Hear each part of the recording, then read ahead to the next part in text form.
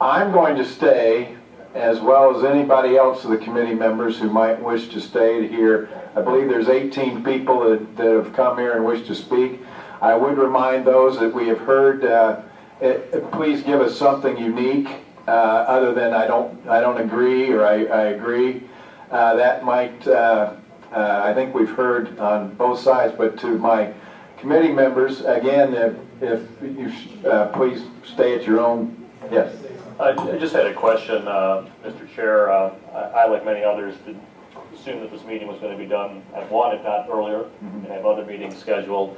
I know that MGTV isn't necessarily airing this. I know I see some other video cameras. I'm very interested in the testimony from people here, but I will not be able to be here. And so I want to get a sense of how I can be able to access that information. I think if we keep through Republican Communications, I think you'd be able to, be able to do that.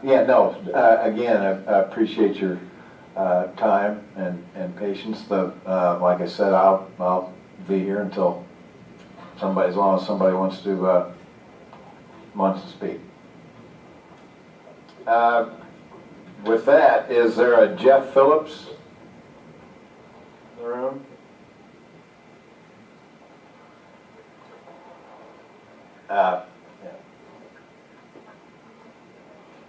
No, there's an, okay. Is there an Al Hartman? Excuse me? Or AJ, I'm sorry, AJ Hartman? Not a problem.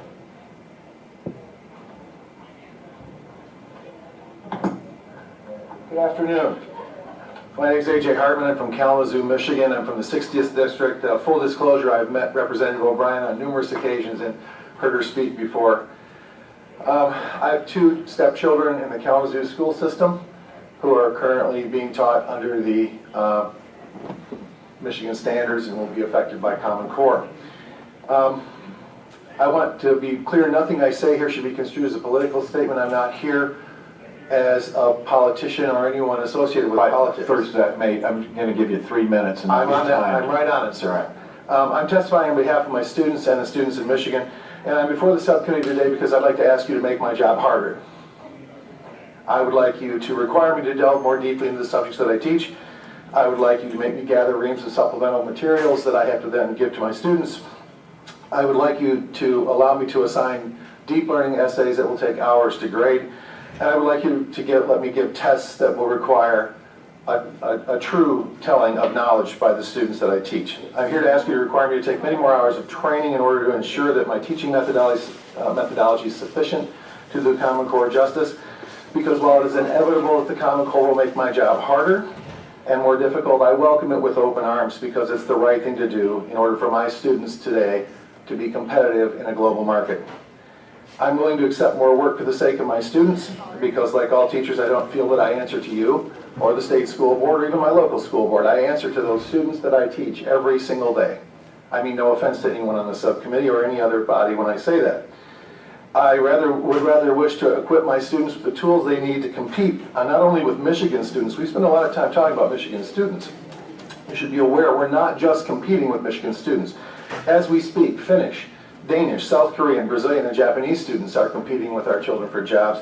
And I would point out that in all of those countries, those students are in class now. Our students are not. The Common Core will begin to help us level the playing field by requiring schools to teach the essential thinking skills that Michigan students need in order to compete with the world market for the jobs of tomorrow. We've heard an awful lot about local control. And I would point out to you that absolute local control of education was fine. As long as Kalamazoo students were only competing with Portage students, we were on good terms. That was no problem. Now there are students in Guangzhou, in Seoul, in Helsinki, in Singapore, in Kolkata, and elsewhere across the world that we have to compete with. Expecting local school boards to solve all the problems in education is rather like expecting someone to drive a Model T Ford in the Indianapolis 500. In its day, the Model T was absolutely the best car in the world, there's no question. However, that time has passed. Holding on to local control is a cure-all for all it is holding on to an old paradigm. And I believe I'm probably at 3 minutes. I have a lot more, but that's all I have. If you have any questions, I'd be glad to answer those. Thank you, Representative O'Brien. Thank you so much for your passion for our kids and for taking your personal time today to come here. I really appreciate it. You know, here's the concern I have. We can debate Common Core up and down, but my concern as a policymaker and as a parent is that it's not been piloted. I'm in real estate, and somebody always has some new idea that's going to make me an even better real estate agent. They're always trying to sell a product. Now, they can give me an agent that it's worked great for, but I don't scrap everything I do and just I pilot it within my business if I believe in it. Here, I can't find anybody who's piloted it. And you would be somebody who has that energy and that drive to take on an innovative idea, because you're a can-do person. You're not going to accept excuses. Don't you have some concerns about a full-scale implementation where we don't have that period to allow for mistakes, adjustments, and all that? Because this isn't just about Common Core, this is going to affect a lot of other things in education, and it could negatively affect you and how you're rated as a teacher. There's no question that's true, and of course there are concerns about this. I am most concerned, I've only been trained for 3 years in the Common Core, but I'm most concerned about the testing part. I'm not quite sure how the testing part will work. I am not a technical person. I'm a historian by trade and an economist. So I'm not a technical person. I'm not sure how that part will work. However, this program has been piloted. The reason I'm so excited about it is because it lets me go back and teach the way I was taught to teach. It was piloted a long, long time ago in Greece by a guy named Socrates. Socrates would ask a question. He would pound that question around his students until his students came up with the answer. Socrates didn't supply answers to his students. He asked the proper questions. That's what teaching's all about. We talk about teaching like it's some kind of mechanical process. It's not like painting a wall. It's like painting the Mona Lisa. You know, education is not a technical skill. It's an art form. And so it has been piloted, I think, in some sense. Do I have trepidation? Absolutely. Do I think this could negatively affect me as a teacher? No question about it. But I will tell you this. Last year, before the Common Core became commonly accepted in my school, I was seriously considering retiring in 2 years. I can retire in 2 years. I'll have 30 years and I can quit at age 56. It seems kind of pointless to stop at age 56, but I could do that. I will tell you, I've decided to renew my commitment to education. I'm not going to quit in 2 years because I want to see what happens. And so, yes, it scares me. The testing piece especially. And that's my point is, it's okay for us to say, we may all have some agreement with diving in more deeply into subject matters, because I've seen with my kids' education concerns that things that we dove real deep in when I was in school, like especially around grammar, spelling, writing, my kids haven't gotten that education, and so I do agree that there's things I would like us to more narrowly focus on. But the concern is the testing's going to be the big component, and if we've not piloted the testing, you may have the best teaching method, and it may actually not do very well in the testing. It won't be a reflection of the student, it won't be a reflection of you, and in my mind, that's what the MEP is. The MEP doesn't reflect you as a teacher and as a parent. The MEP sure as heck doesn't reflect my kid. I don't even understand half the time what the MEP thing is trying to tell me, and it always comes way too late. So my concern is, we may have an outcome that doesn't reflect any of the inputs, and if we don't pilot that relationship, then we could have some serious unintended consequences and waste the scarce education dollars we have. I'm an independent thinker. I'm not saying I'm for anti-Common Core. I have deep concerns with full-scale implementation of something of which we haven't at least piloted to see what are the quirks, because I don't want every teacher in this state having to go through all these trials and errors and becoming frustrated and scores coming out inaccurate when we could have piloted and worked these quirks out. I understand those concerns completely, and I'm not discounting them whatsoever. I do think that State Board of Education President Austin mentioned this, and the last committee meeting, Dr. William Schmidt mentioned this. Teacher training is imperative in this because many teachers will not want to change the methods that they have used for years that they say are successful. I think we're pretty clear on the fact that we haven't been as successful as we want to be. You can debate whether we've been successful or not against other states. Within our state, there's no question there's a debate to be had there. But are we as successful as we want to be? No. But if we continue to train teachers, and we continue to train, more importantly, train students in the method of thought, the Common Core, the way it's been explained to me in my training, and again, I've only had 3 years of training on this, the way it's been explained is it's going to change the way our kids think about how they think. It's going to put them in a situation where it doesn't matter what problem we present to them. If they don't understand the information, they'll still be able to attempt to solve the problem because they'll have a method of thinking that will allow them to do that. I think that's the most important thing to keep in mind, is the fact that this is not going to be a radical change where we're going to walk in there and say it's a whole new different set of parameters, there's a different set of facts. This is a different way to think about the way we teach our kids. It's been pioneered. The Greeks did it, the Romans did it, the Egyptians did it. So as a historian, I see some historical precedent here. And so I don't have that kind of concern. Thank you, Mr. Hartman. You're welcome. Larry Kassler, if they all come up at once. Larry Kassler, Amy Oliver, Jason Gaudier, Mary Lindau. Good afternoon. Afternoon. I'm Amy Oliver. I'm the science consultant and the director for the Allegan Van Buren Math and Science Center. And I'm with my colleague Mary Lindau, who is the director of the Battle Creek Center, and Jason Gothier, who's the math consultant at Allegan AESA. And we are here representing the Michigan Mathematics and Science Centers Network. And Jason has some things he would like to share. Good afternoon. I am, as Amy said, the math consultant for the Allegan Area Educational Service Agency, and I'm representing the Michigan Mathematics and Science Center Network. I'm here to voice these organizations' strong support for the Common Core State Standards for Mathematics. First and foremost, I'm an educator. As such, I'm guided by one vital question: is this good for students? As a corollary in my job, I have to ask the question, is this good for teachers? As an educational professional and math consultant, I am highly trained in both curriculum and best practice instructional methods, and so I've asked myself these two questions about Common Core. And I found the answer to be a resounding yes. That's it. The bottom line is the Common Core State Standards for Mathematics are good for education, they're good for educators, and most importantly, they're good for children. 3 important reasons this is true are actually 3 opportunities. These standards represent the opportunity to leverage resources on a massive scale. They represent the opportunity for increased quantity and quality of collegial dialogue, and ultimately, through those 2, they represent the opportunity to increase student achievement. The common in Common Core leads to ways of leveraging resources on an unprecedented scale.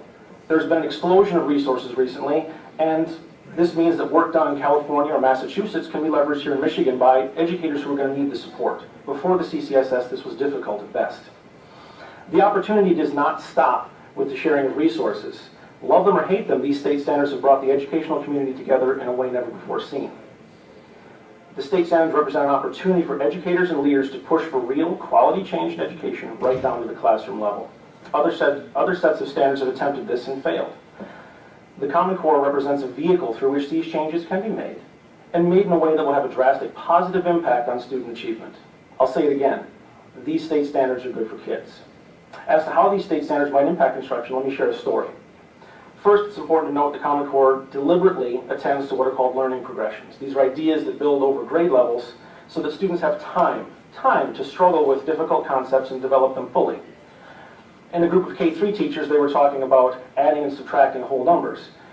And then the group traced the development of these ideas, which they'd never done before, and then even came to a common understanding of which solution strategy students should be exposed to over the course of their learning.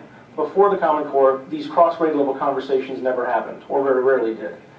And that left the students as the only ones to actually see the curriculum K-12. Now these conversations are requested by teachers on a regular basis. These state standards have started conversations everywhere in education, including this room. Fantastic, meaningful conversations that would not otherwise be happening. And again, these state standards are good for education, and they're good for educators. Now, on the other hand, if the decision is made to abandon our efforts, then 2 very immediate and very disturbing things will happen. 1, Michigan will in all likelihood lose our No Child Left Behind waiver, and then meaning that all schools will not be making adequate yearly progress, and the sanctions process will begin. 2, as school starts in just over 2 weeks, said decision will leave educators with no direction in the middle of the school year. Neither of these things is good for students. And so we strongly urge you to support the implementation of the Common Core State Standards for Mathematics. They represent a quality change in education. They're good for students. Thank you for your time. Anything to add? Thank you. Yes, Representative McMillan.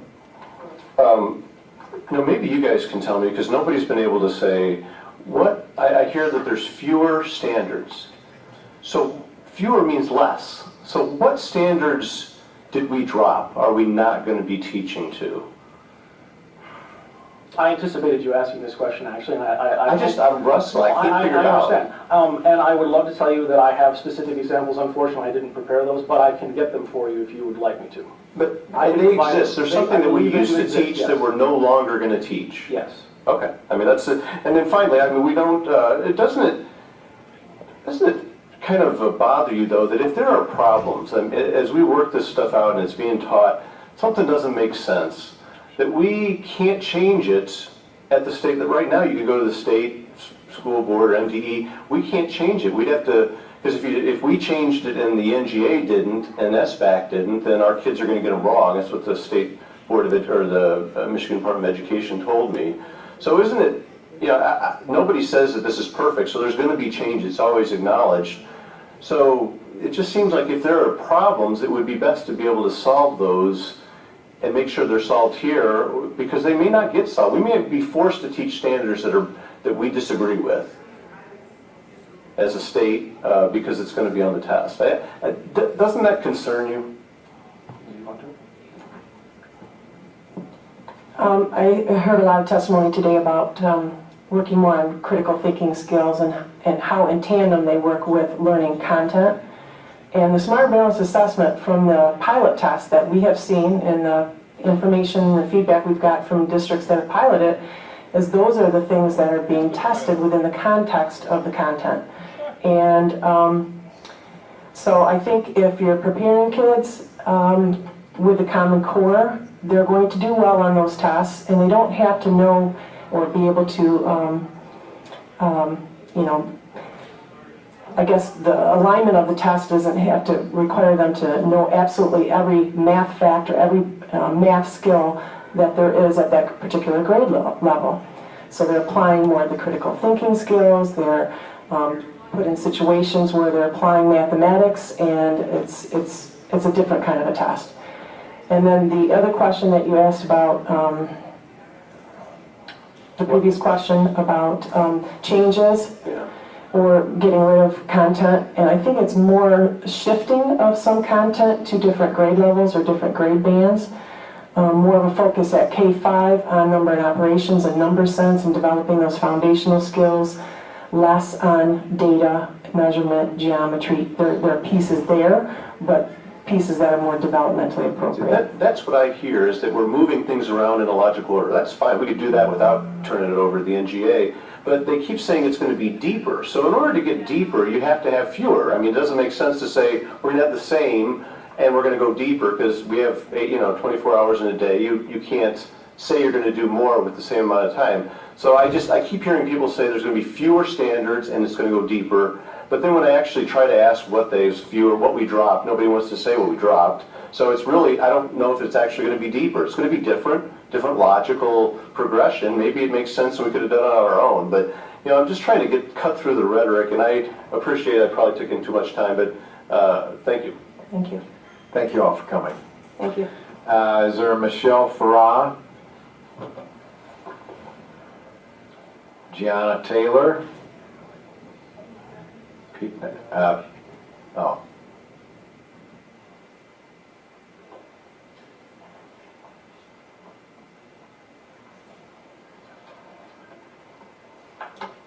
Thank you for letting me speak. Sure. My name is Gianna Taylor, and I'm an English language arts teacher in West Bloomfield at Orchard Lake Middle School. I have spent considerable time over the last few years working with other teachers from around Oakland County and the state to pilot reading and writing units of study and professional development aligned to the Common Core. The work I have done because of this has been the most rewarding of my career, both professionally and with students. I know you've already heard the buzzwords about the standards today: rigor, engagement, relevance, etc. And while I agree that those things are true about the standards, I'm not going to try to convince you of that. I want to talk to you about freedom. Those who are trying to stop the implementation of the Common Core in Michigan are afraid that the standards will in some way usurp local control. As an educator living through the change from the from the GLICs to the Common Core, I can say that for the first time, I truly feel the freedom to teach students how to think in a way that is not restricted to antiquated notions of what it means to be a reader and writer. Instead of having specific content mandated to me, I have the freedom to use my professional judgment to choose the texts and resources that best help my students think critically and show me that thinking through the creation of interesting and authentic texts that go far beyond the traditional book report. My students are reading much more varied and complex texts than they were a few years ago. They are reading texts like professionally published memoirs, news articles, research, and in some cases, college-level articles to use as sources and models for their own writing. The products they are creating to demonstrate their thinking and learning continue to blow me away in their complexity and creativity, unit after unit. Instead of turning in a traditional book report or essay, my students are now creating multimedia projects like documentaries, digital essays, and podcasts that showcase the learning and learning styles of all students. When, at the end of the year, students make connections to texts that we read in September unprompted by me, I know that the close reading skills so valued in the Common Core are worth it. When students reflect on the process of writing an argument by creating a screencast that explains the process they went through to write that piece, I know that students are internalizing what it means to be a writer and publishing their findings to a larger audience. When students iterate information from a variety of text types, print, image, audio, and video, to create a documentary about a topic affecting their world, I know that they are developing the research and writing skills they will need in the future. Because the Common Core isn't focused on content, but rather sets its sights on helping students develop the skills to view their world through a critical lens, it allows us to prepare them for a world we can't understand. As a proponent of using technology as a tool to enhance student learning, I always felt stifled under the GLICs because those skills were not valued. The Common Core explicitly expect that students will become knowledgeable in these types of new literacies. Without these skills, we will fail to prepare our students for a world we can't yet foresee. There is no better definition of local control than the teacher having the freedom to make choices about what the specific students in front of her need. This gives teachers, schools, and districts a strong basis for determining how students should think about texts, but makes no mention of the actual curriculum to be taught. Instead, the standards clearly articulate how students should relate to various text types, i.e., how to read with a critical eye and write with an authentic voice. In teaching kids how to be readers and writers, we teach them how to be thinkers, which is the ultimate goal of an education. The Common Core is not curriculum. It is instead ways of thinking, allowing teachers and schools the freedom to choose materials and texts that best fit their individual situation, while still ensuring that all students, regardless of where they reside, are meeting the same standards and are afforded the same opportunities. Thank you. Representative Shore? Thank you, Mr. Chair. Thank you for being here today and for being patient. We've now heard from you. We heard from the gentleman who's teacher from Kalamazoo. We just heard from the mathematics folks. There's this back and forth about this hasn't been piloted, this hasn't been tested.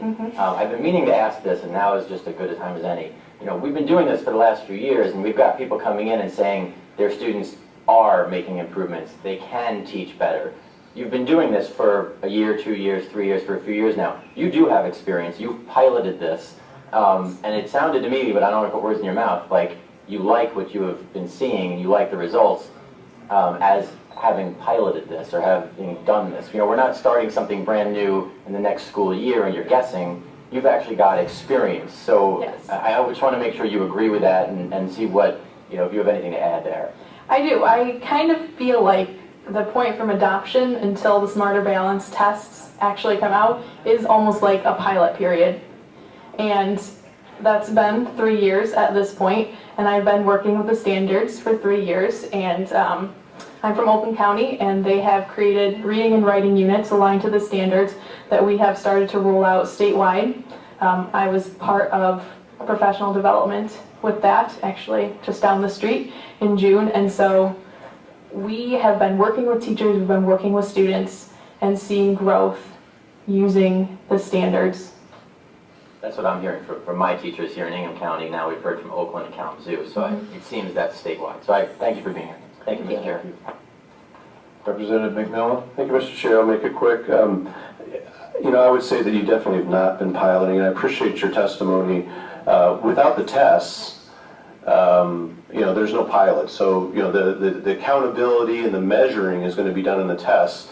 And we heard our main person who informed the development of Common Core, Dr. Schmidt, say that the textbooks that you're using and everybody else is using are faulty. They're worthless. And so, it may seem like this is going to be good.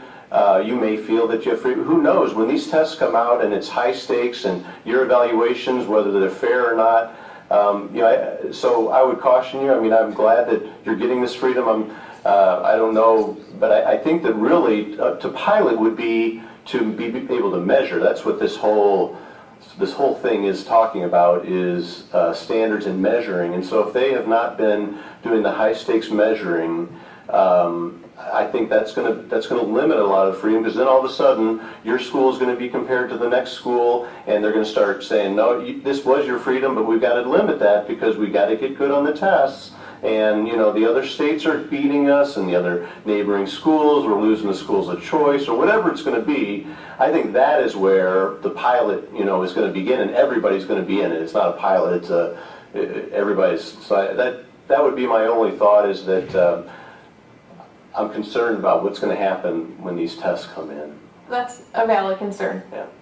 Thank you. Thank you for your time. Thank you for your testimony. Amy Dennis? Is there a Carol Egbo? Melissa Reichsey? I don't know if I pronounced that name right.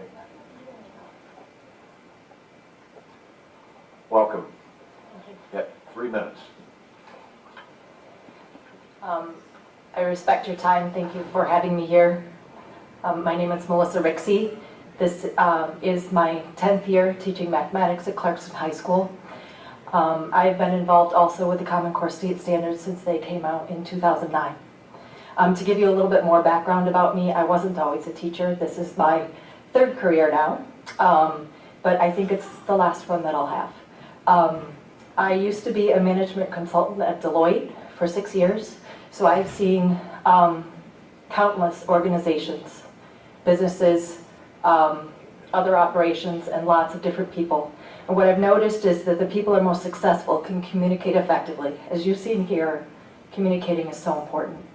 They problem solve well, they reason clearly, and they use whatever tools they have available. When I first saw the Common Core State Standards for Mathematics, the standards for mathematical practice that go from K through 12, the 8 different things that we're all supposed to keep in mind when we teach those content standards, I jumped for joy, because those were the skills that we're supposed to teach that are what I thought made people successful. So let me skip to, I have been involved in lots of implementation efforts. I completely agree with we have this national network of teachers. We're having conversations we've never had before. I focus in geometry and statistics, and I understand my content way better because of these standards. Way better than I did when I got the Huskies, because the network's smaller.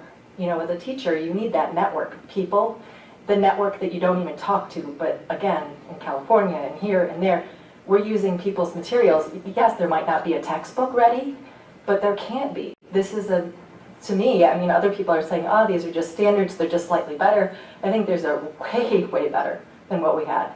Not just from mathematics perspective, but in preparing students for life. So I want to just tell you one story that has been life-changing for me in terms of my teaching. So in our Introduction to Statistics course, students are now asked to explain what they mean when they answer a question using a reasoning framework that we are adopting in our mathematics classes. This concept of supporting your claims with evidence and reasoning is taken directly from the CCSS for the English Language Arts, so cross-curricular. Because of this approach, all of my students have developed or fine-tuned strong reasoning skills from the implementation of this concept in the space of a 3-month course. We're not talking a year or 2 or 3, we're talking 3 months. A few years ago, before we implemented this, if I asked a student to tell me more, or what makes you say that, I'd hear silence. Or something to the effect of, that's just the answer, it's a math class. Or I don't know how to explain it, I just know how to do it. Now, I ask those same questions, and in return get sentences, and sometimes paragraphs, of well-phrased, succinct explanations with strong evidence. I don't know how you can dispute that.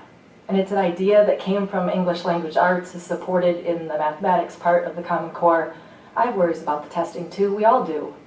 But people have decided that they need to show accountability for something. But I'll let other people figure that out. The state standards, they are state standards, are what are improving our students' learning. And that's what's important. Thank you. All right. Yes, Representative O'Brien? Thank you. I really appreciate you sharing, and I really enjoy hearing teachers talk about the freedom they have to teach.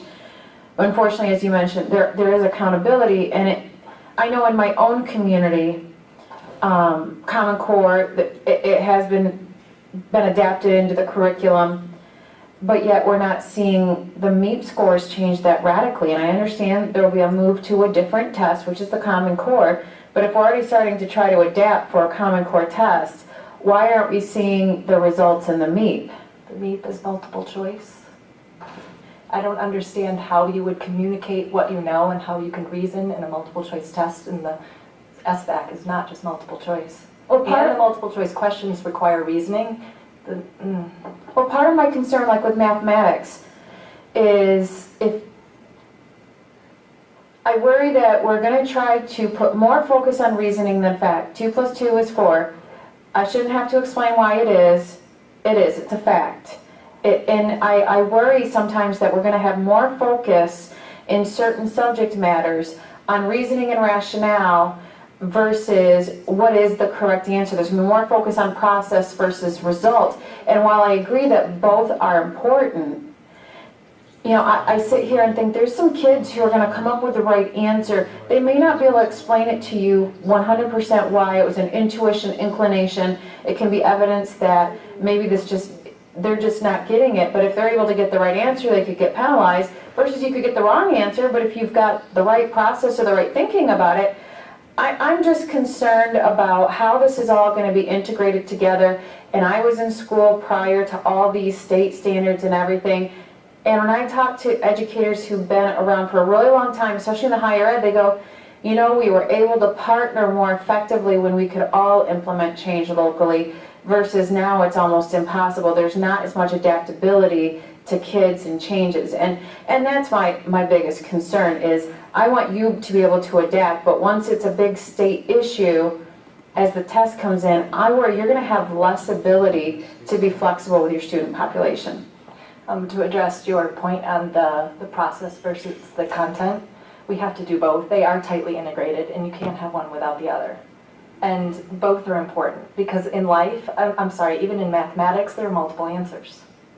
Like, okay, 2 + 2 is always 4, but there are multiple ways to get to 2 + 2. 1, 2, 1, 2, 4. 2 and 2 is 4, I can memorize it. There are multiple ways to get to that answer. So if you have a student who's almost all the way there and can tell you what they did, and they get the wrong answer at the end, that's worth something. Yes, I have to get them to knowing the right answer, of course. I'm a mathematics teacher, I get that. But we shouldn't just discount on a multiple choice test. It's 4, 5, 6, and 7 are the answers right now on the MEP test. Like if you just got an extra finger in there, there's no accounting for that. If we go back to what we had, the Huskies, if we go back to what we have, the MME, there's very little reasoning, communicating, all of the things that are missing.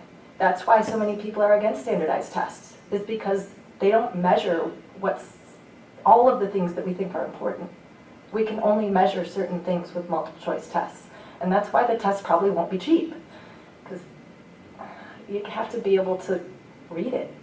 And it's not all going to be machine that I understand. I might be speaking out of my area of expertise, and I've seen lots of the piloted test items. I use them in my classes regularly, and it is improving the way that my students think, and they get the content.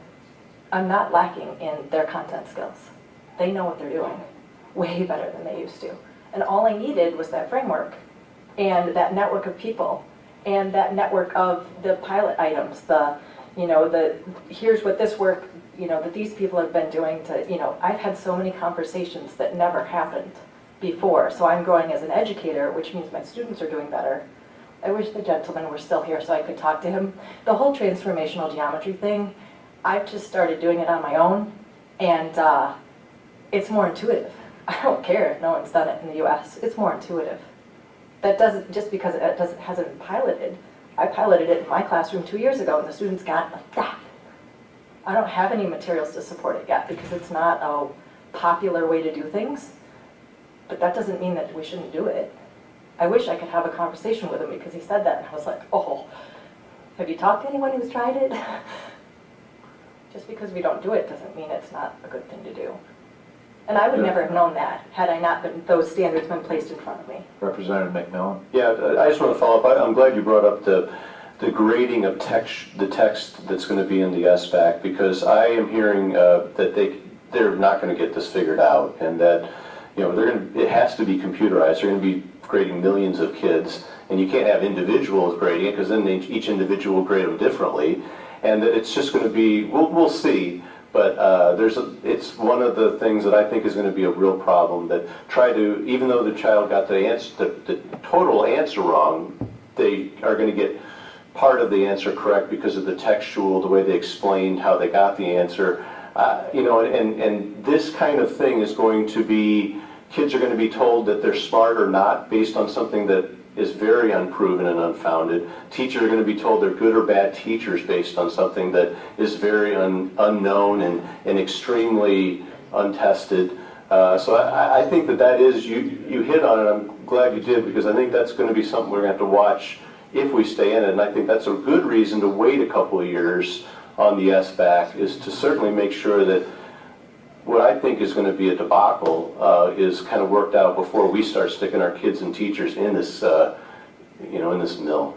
Representative, we are judged now, and so are our kids. The MEP and the MME scores are what we get. So it's Right, not and like they're- if and we those stop are the Common bubbles. Core, it's... Right, those are bubbles. I mean, those are, so that's what, yeah. And we have a chance if we go to the SBAC versus if we keep what we have. Maybe, maybe not, but we might not have the money for it to do it on our own. Is because it's not a small undertaking. Thank you. Eric Newton?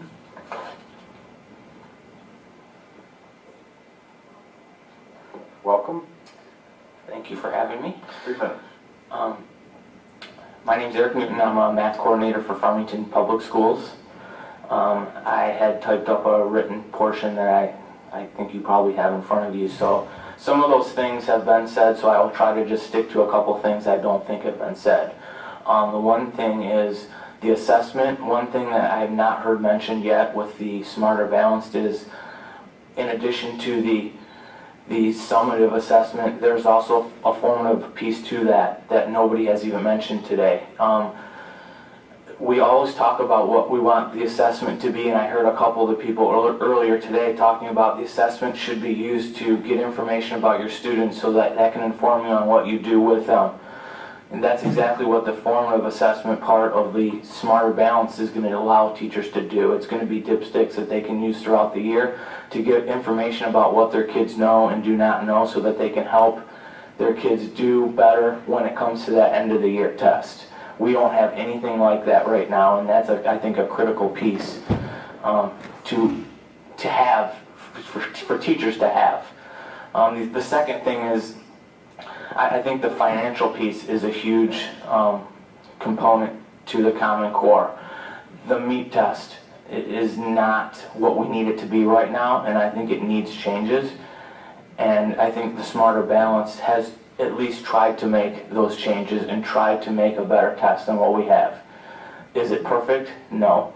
But it's better than what we have, and for us to be able to use that is going to be a huge advantage for us. It's something that we don't have to do as a state, is try to revamp that MEP test to include technology and thinking skills and problem solving skills that Smarter Balance has tried to address. The other component, the financial piece, comes with instructional resources.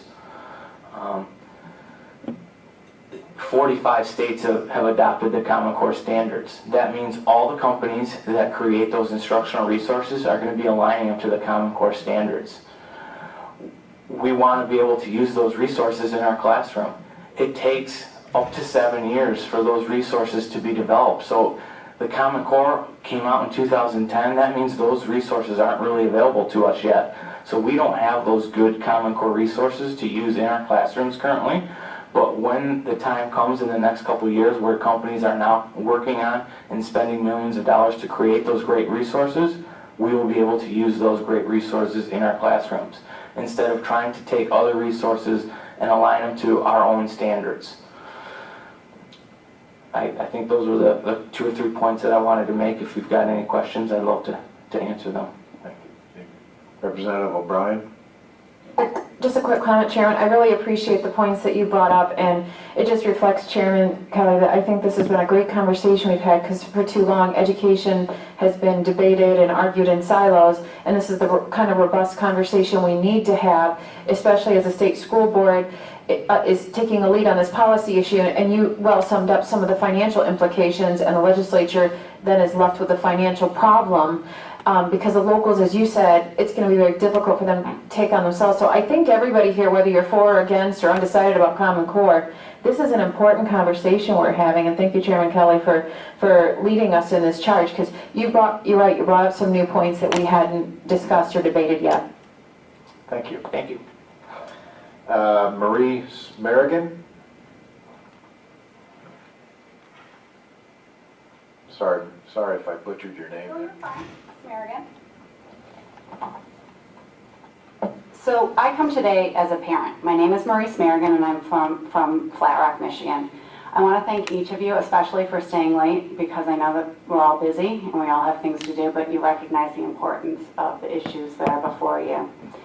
I hope that after hearing the testimony today, that we can think about what's best for our students, which is why I think that we're all here, and our own kids, and try to keep out those other pressures that we feel politically or otherwise that might sometimes get in the way of making sure that we have the correct lens that we're committed to in this debating this issue.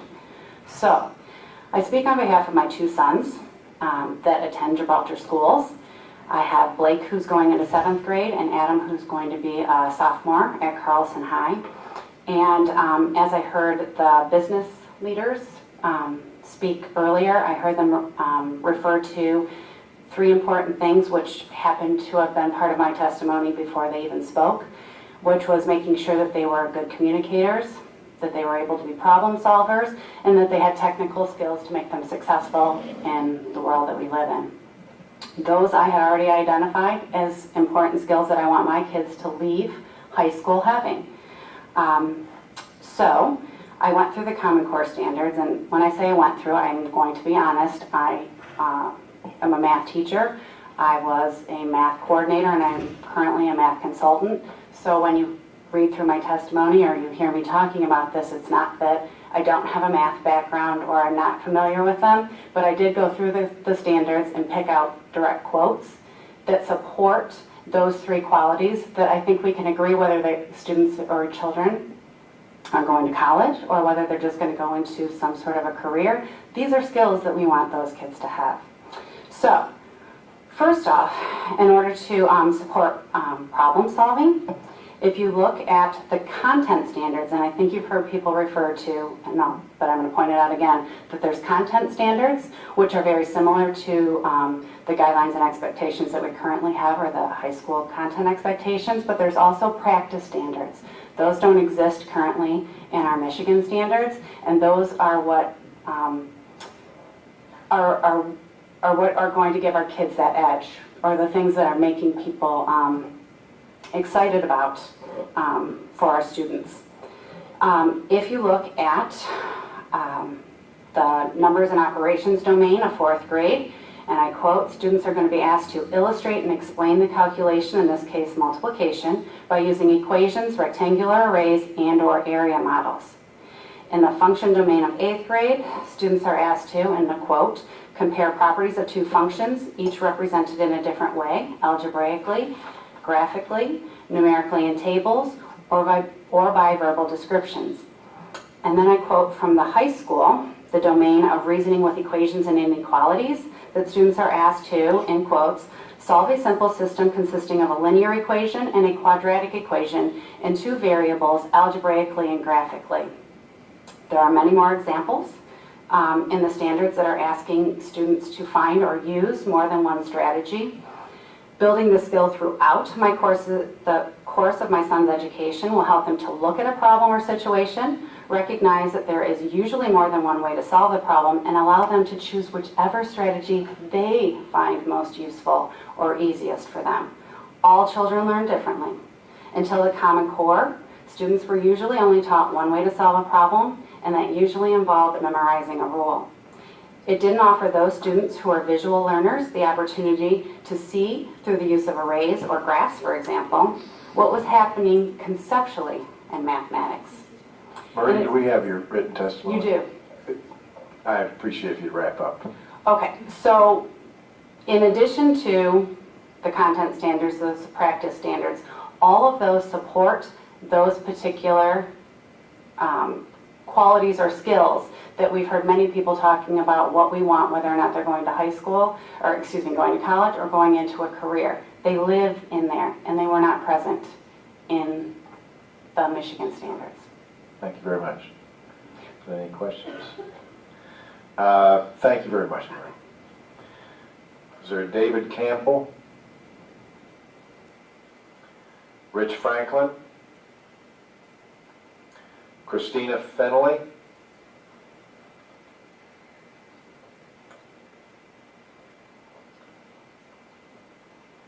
Hi, Christina. Thanks for your patience. You have 3 minutes. I'll go quickly. I appreciate the opportunity to speak. My name is Christina Finley. I'm the high school principal at Union City High School and also the director of instruction for the district. I know I've written all of you 2 or more letters in the last few weeks. I'm in strong support of the Common Core state standards, and I really couldn't say anything better than the previous 2 female teachers who shared their comments with you.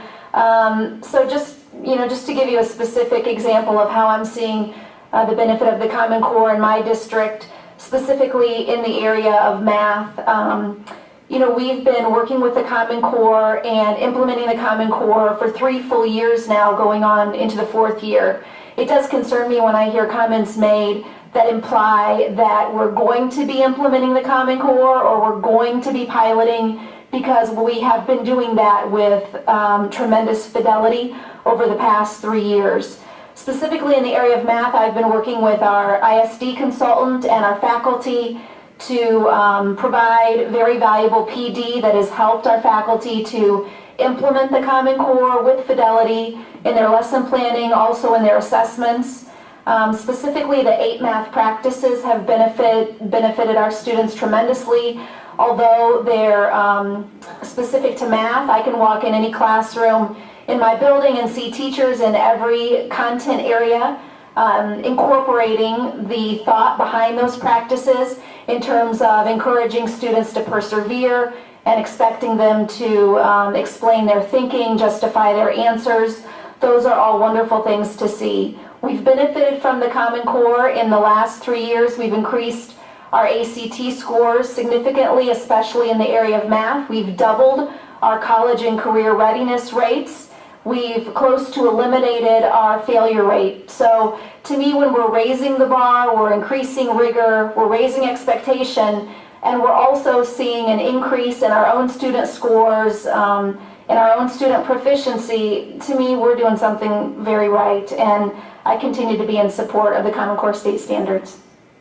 Thank you. Thank you. Representative Short. Thank you, Mr. Chair. I'll try and keep this brief. And you're a principal, so I can ask this question differently to teachers. Representative O'Brien and I both actually have had a similar concern in the past about parental involvement.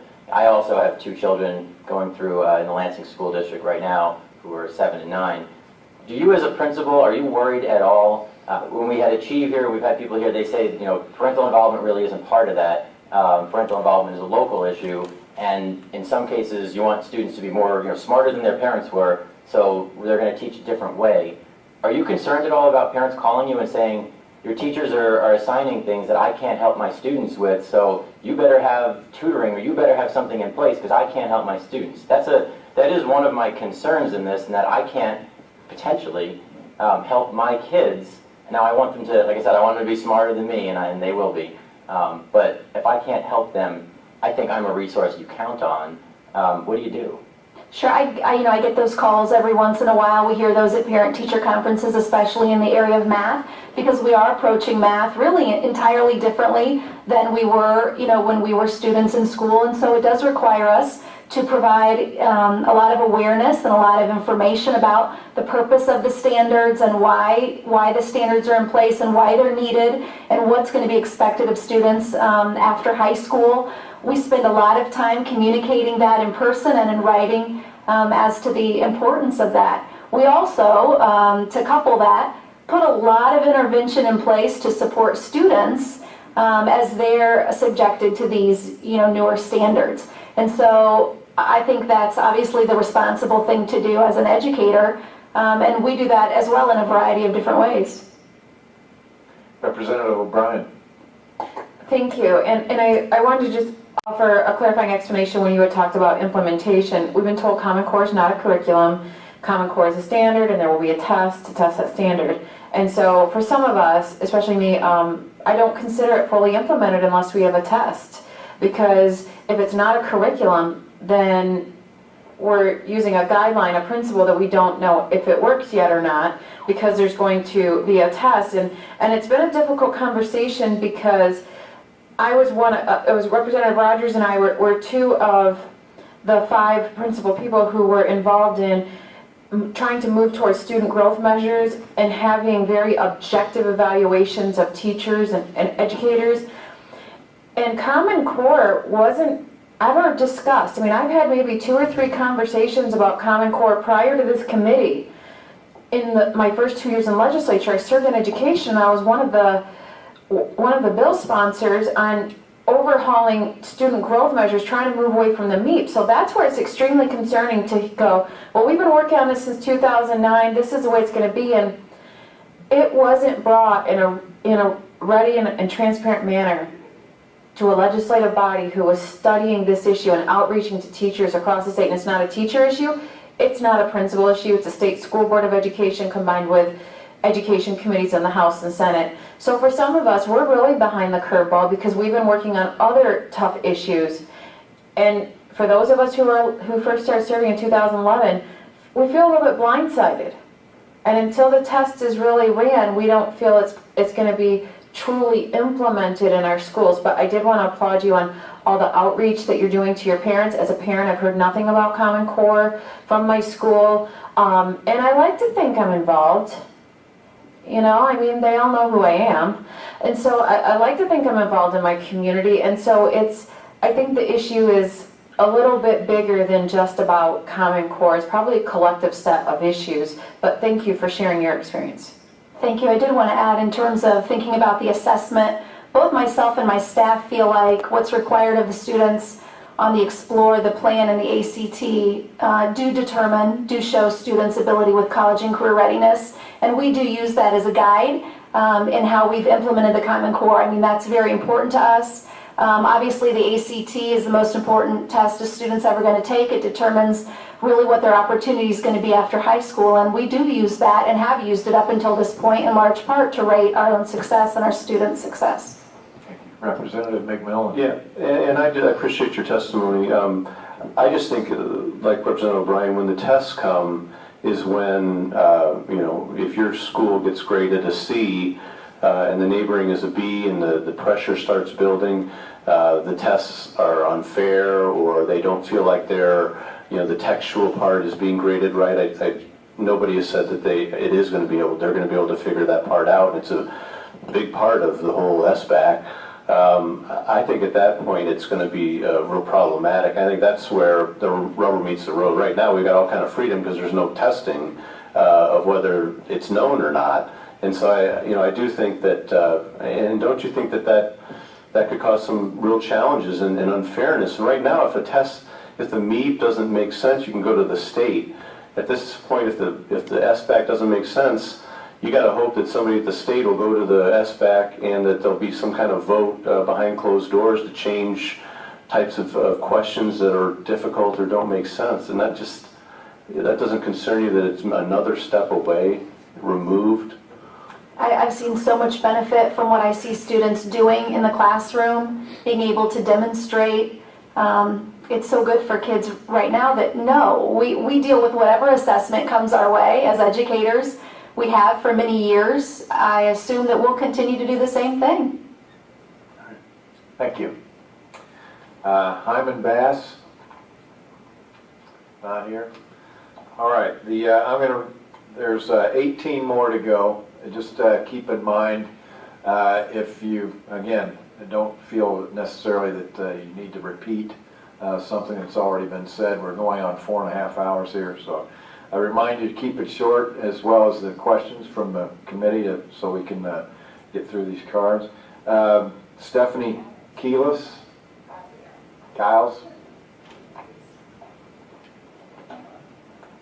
Sorry to butcher your name there, Stephanie. That's okay. I'm Stephanie Kiles. I teach 8th grade math in Plymouth Canton, and I'm one of the teachers here today who's speaking against Common Core. I'm going to give you a basic 3-minute math lesson. I teach honors geometry in a gifted program, so there's no question whether my kids are ready for college. I mean, this year's group is headed off to Stanford, MIT, University of Chicago, etc. So, the way geometry has been taught since 500 BC up until Common Core, we start with the basics: points, lines, planes, distance formula. How do I find a midpoint?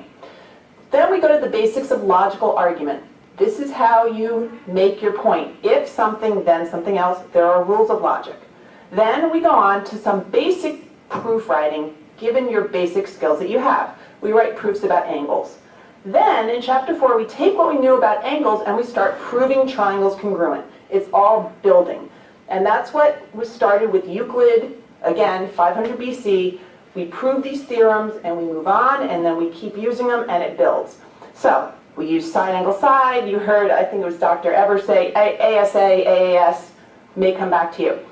Then, once we know how to write these proofs and we know triangles, then we explore triangles some more. They're the basic 3-sided figure. We learned about altitudes and medians, and we start looking at similar triangles, and then we look at right triangles, and we've learned about a little bit of trigonometry and the Pythagorean theorem. Still all on the basic 3-sided figure. Once we've mastered that, we move on to the quadrilaterals, 4-sided figures.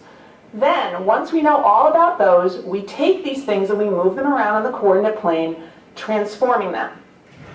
From there, we go to circles. Then, at the very end of the class, we measure. We do length and area in 2D figures, and we do volume and surface area in 3D figures. Everything flows in an order. Here's what I'm being asked to do to fit with Common Core. We start with congruence, again with the basics, and we go right to transformations. Here's something that we've been teaching for years at the end of a class, and they're saying, no, you got to teach at the beginning. Was this a groundswell of geometry teachers saying, we need something new? No, it was 3 people. It was David Coleman and 2 other people basically coming up with these standards. This is a radical reworking of geometry. This is not just we're going to mess things around. Everything comes from what they call rigid motion. No geometry teacher had ever heard of rigid motion before Common Core came. We know how it works in our geometry class. We call them isometries. It comes from the Greek, same measure. They're all about rigid motion. They ask you to start proving theorems before you have any basics of logic. Then they move on to similarity. Again, everything goes back to transforming these figures. No one has yet to explain to me why we need to do this. I have not gotten any professional development other than we're throwing a bunch of honors geometry teachers in a room, come up with a new order. From there, this is the best. Then we go on to modeling with geometry, and it literally says viewing a tree trunk as a cylinder. Okay? Geometric measurement and dimension. Instead of me giving formulas like, okay, if you would like to find the volume of a pyramid, here's the formula, you can play around with it, but it's going to be 1/3 times the area of the base times the height. Common Core says, well, they're going to explain volume formulas and, quote, use dissection arguments, Cavalier's principle, and informal limit arguments, unquote. I have an Ivy League education. I don't even understand what that means. But I'm supposed to teach my kids how to use informal limit arguments and dissection arguments to show how to find the formula of a pyramid. Then we go on to writing some equations of things that are generally taught in Algebra 2, but now in geometry. Then a little bit on circles, and here's the kicker. Then we throw an entire unit on probability.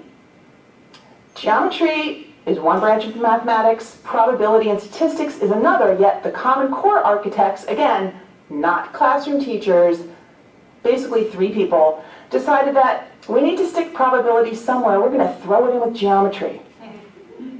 Okay? Has nothing to do with geo measuring, or geo is earth measuring. Excuse me, we have your testimony. Okay. Well, I gave you kind of the outline, but so basically, you're asking teachers to do a radical rethinking with no, as Representative O'Brien says, there's no piloting, there's no reasoning behind it. So as far as I'm concerned, this is going to be a boon for textbook publishers because there are no textbooks that have probability in geometry. So you're going to be spending our tax dollars on new books, new materials, because nobody's ever taught probability in geometry before. So I just wanted to give you a little taste of what actual classroom teachers, I know you've heard cheerleaders for Common Core, but you're asking me to basically change the way a course has been taught for 2,000 years. And it's not been... Have you voiced your concerns to your own school board? I don't want to ruffle any waves in my own district on my school board. I've talked to our coordinator. Just publicly testify it. Well, but this is different. They're not going to know. They're not going to know? I doubt it. All right. All right. But, I mean... You voiced this to your union? I voiced it to our curriculum coordinators at our district. All right. And they're aware of it. And they're aware of all the geometry teachers basically going, why are you doing this to us? And their answer is... Thank you. Are there any questions? Yeah, yes. Representative O'Brien? Sorry, Representative. One of the other. Stephanie, you mentioned that you teach gifted children, and you talked about some of the hurdles you're going to have. Do you teach any kids who are at risk or struggling with mathematics? Yeah, I teach regular 8th grade, our kids that are not ready for Algebra 1. So I teach strugglers and I teach gifted kids, both. What are your concerns surrounding the changing of curriculum for them would be the first part of my question. The second part of my question is, how do we get those kids who may need, they need something more so they can catch up to speed? What can we best do to serve them? As far as my regular 8th grade, I can honestly say that my district hasn't really done a whole lot with what we're doing for 8th grade other than we use the Connect to Math program, which is Michigan developed, Michigan State actually, and it's a series of small workbooks, and we were told, well, here's an extra workbook for Common Core, throw it in somewhere. So. And Chairman, I just wanted to point out, Representative Rogers and I have had the distinct pleasure of working on various education issues the last 2.5 years, and I really thank you, Stephanie, for having been involved. She always forces us to think. She's very direct and challenges us on a lot of subjects, so thank you for, again, giving up a summer to follow a subject. This is not the first summer you've given up. No problem. Representative McMillan. I just want to thank you for your courage in coming here, because I've heard, and is it that teachers really don't feel like they can, those who disagree, really voice their concerns. I've heard that time and time again, that you're somebody who's obviously very bold, but I mean, have you heard that? And also, do you think that, does it concern you that this is going to be tested? You're going to be forced to follow something that doesn't make sense because it's going to be on the test. You're going to be a bad teacher if you don't do something that you know is harmful to kids. And because you're going to be judged a bad teacher, even though you think what's best for kids is something that has been logical and been done correctly, but because this is foisted upon you, because we can't change it here at the state level, you're going to have to go knocking in Washington, D.C. and knock on their door. Doesn't it amaze you that we're doing that, but also first just the teachers as well? Well, I think teachers in Michigan, and again, not speaking for all, whatever 100,000 of us, but there are a lot of us who are very beaten down and have our morale is kind of in the toilet for a number of reasons. And I think people are afraid to speak up. I mean, there are people who won't even go to board meetings and speak up, and people... I think there's also kind of a sense of, well, the freight train's coming at us. What are we going to do? We're just going to lie down and let it roll over us. It's interesting hearing, I know, Representative Shore, you said you've heard nothing but good things. I'm pretty tied in, as you have heard Representative O'Brien say, I was one of the organizers of the march, or of the rally in June that a bunch of you were standing on the steps where I'm pretty tied in, and I have yet to talk to teachers that are in favor of Common Core. What I've heard, it was probably running about 20-to-1 negative. Just over a lack of, a lot of it is, if someone were to say to me, here's a day of professional development, we're going to explain to you why we are totally redoing a geometry class, then I could get behind it maybe, but without any reasoning, and I'm afraid of these tests because I don't know what's on them. I love writing up tests. I think I'm really good at it. Here's how, it's part of my job, and I see it as, here are the standards I need to hit. I can write up a test, and I can look at my kids' work, and I can see where they need to learn. And I've given these adaptive tests. We piloted the NWEA, and if you've ever seen a group of 8th graders that have no skin in the game taking a computer test, and I thought, this is my future. It's frightening. So yeah, I have very legitimate concerns about, because nobody's ever seen any of the items on this test, and from what we're hearing from New York, it's going to be not pretty. Representative O'Brien? Stephanie, when the whole Common Core, apparently when the whole Common Core discussion was happening, I wasn't in the legislature, so it precedes me. Was there conversation amongst the ranks of teachers about Common Core? Were you asked for your opinion? Were you involved in any way? Because I keep being told teachers were involved. I heard parents were involved, but my kids were in school prior to 2009, and I've never heard of it. Right, well, actually, I think John Austin was saying, well, we heard, feedback from teachers. There was never an opportunity to give feedback on Common Core because none of us ever heard of Common Core until probably the last 2 years, and by then it was like, here's what you're doing.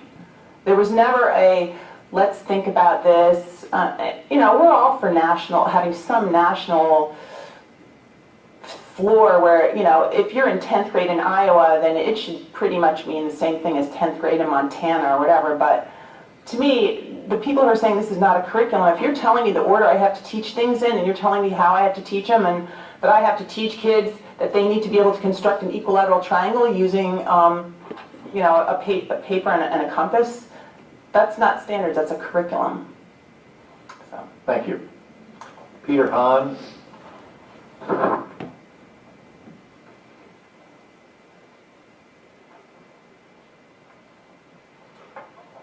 Good afternoon. Thank you. Chairperson and committee members, I'm going to be brief because a lot of what has already been said is what I was going to say. Thank you for the opportunity to speak with you today about the implementation of the Common Core across the great state of Michigan.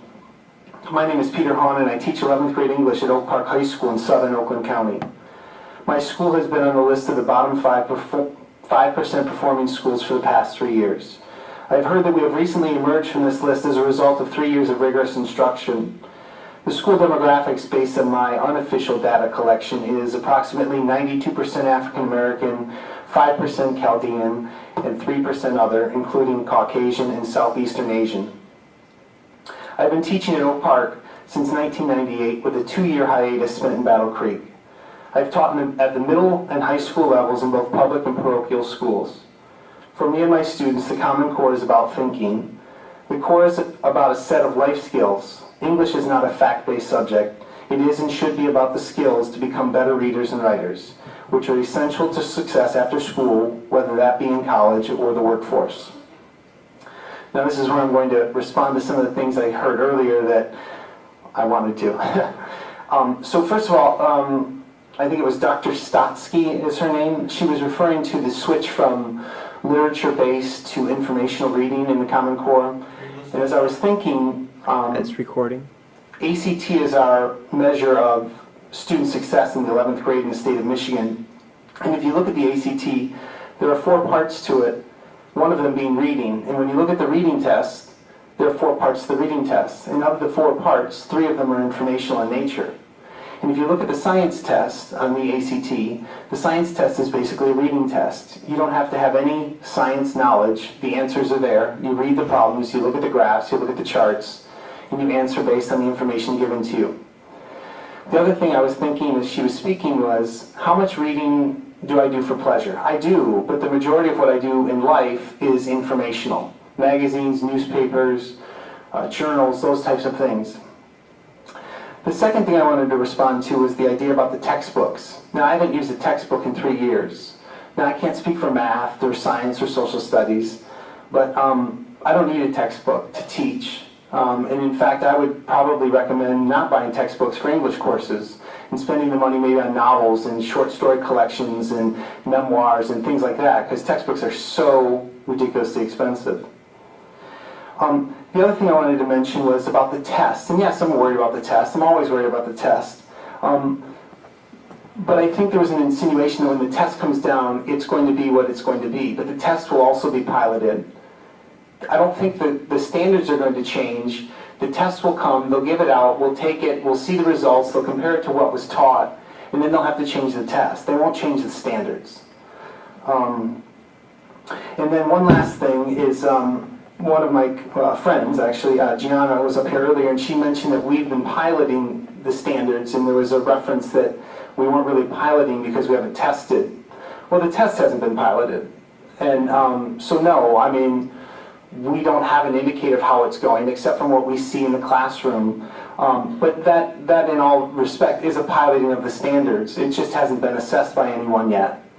So that's what I have to say. Thank you very much. Thank you. Are there any questions? Representative O'Brien? Sorry, Chairman, for being so talkative today. Do you have concerns, having heard testimony from Stephanie, who's a geometry teacher, about how it does dictate how she has to teach? Is that worth having more conversation? I really appreciate that you're teaching without a textbook. I think that's a fabulous way to teach your subject matter. But is it concerning that it may not be that way for every grade, every subject, and we may actually be forcing teachers into a more rigid perspective, whereas you have a lot of freedom and flexibility in adapting to your students? Are you asking me to comment on the implications for math? Do we have... Based on just what you heard one teacher say who had concerns, is it worthwhile diving deeper into that discussion? Because it sounds like that the Common Core may be different amongst different grades and different subject matters. And my concern is, while we have had a fabulous, transparent, very push back and forth debate about this, maybe we're not debating everything we need to be talking about. And maybe while it may work for one grade or one subject area, it may not work for all. And my concern is, by a lack of a true pilot, which shows what are the results, like, the Council on Educator Effectiveness has piloted 4 evaluation models for teachers, meaning that full implementation, including how did that evaluation turn out, and did it reflect what the people who were charged with overseeing the evaluation, did it turn out like they thought it would be?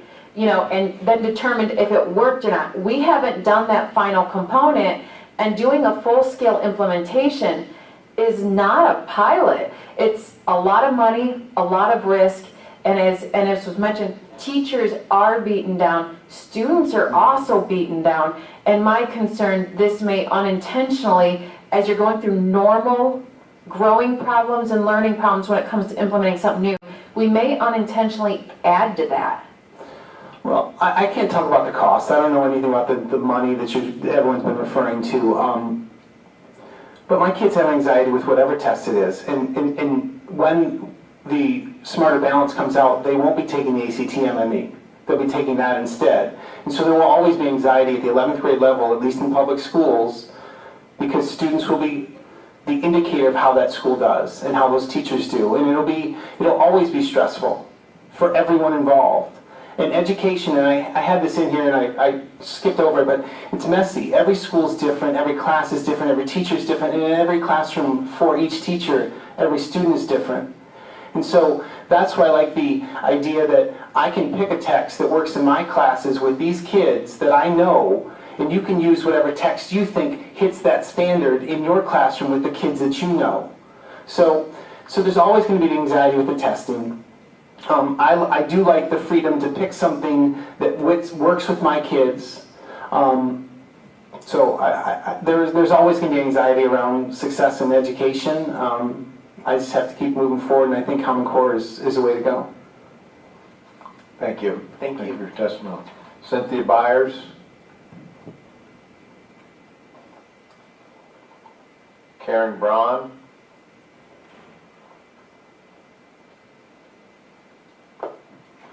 Afternoon. Good afternoon. Thank you for having me, and I apologize for reading from my phone, but I wanted to get it into the record for a few minutes. John Austin tweeted right before his testimony the following: "In a moment, we'll have a chance to affirm benefits of Common Core for Michigan, refute misinformation being spread by out-of-town agitators." And that's bothersome to me, and I'm assuming he referred to Sandra Stotsky, Dr. Stotsky, who was on the validation committee. And in the testimony, he did say that the Common Core, quote, was developed with the best minds of the country. Well, is she an agitator, or is she one of the best minds of the country? And that said, I think we can respect disagreement without going on Twitter or on social media and defrauding the people that are experts in their field. And to the point about piloting, when you pilot something, you do it before you adopt.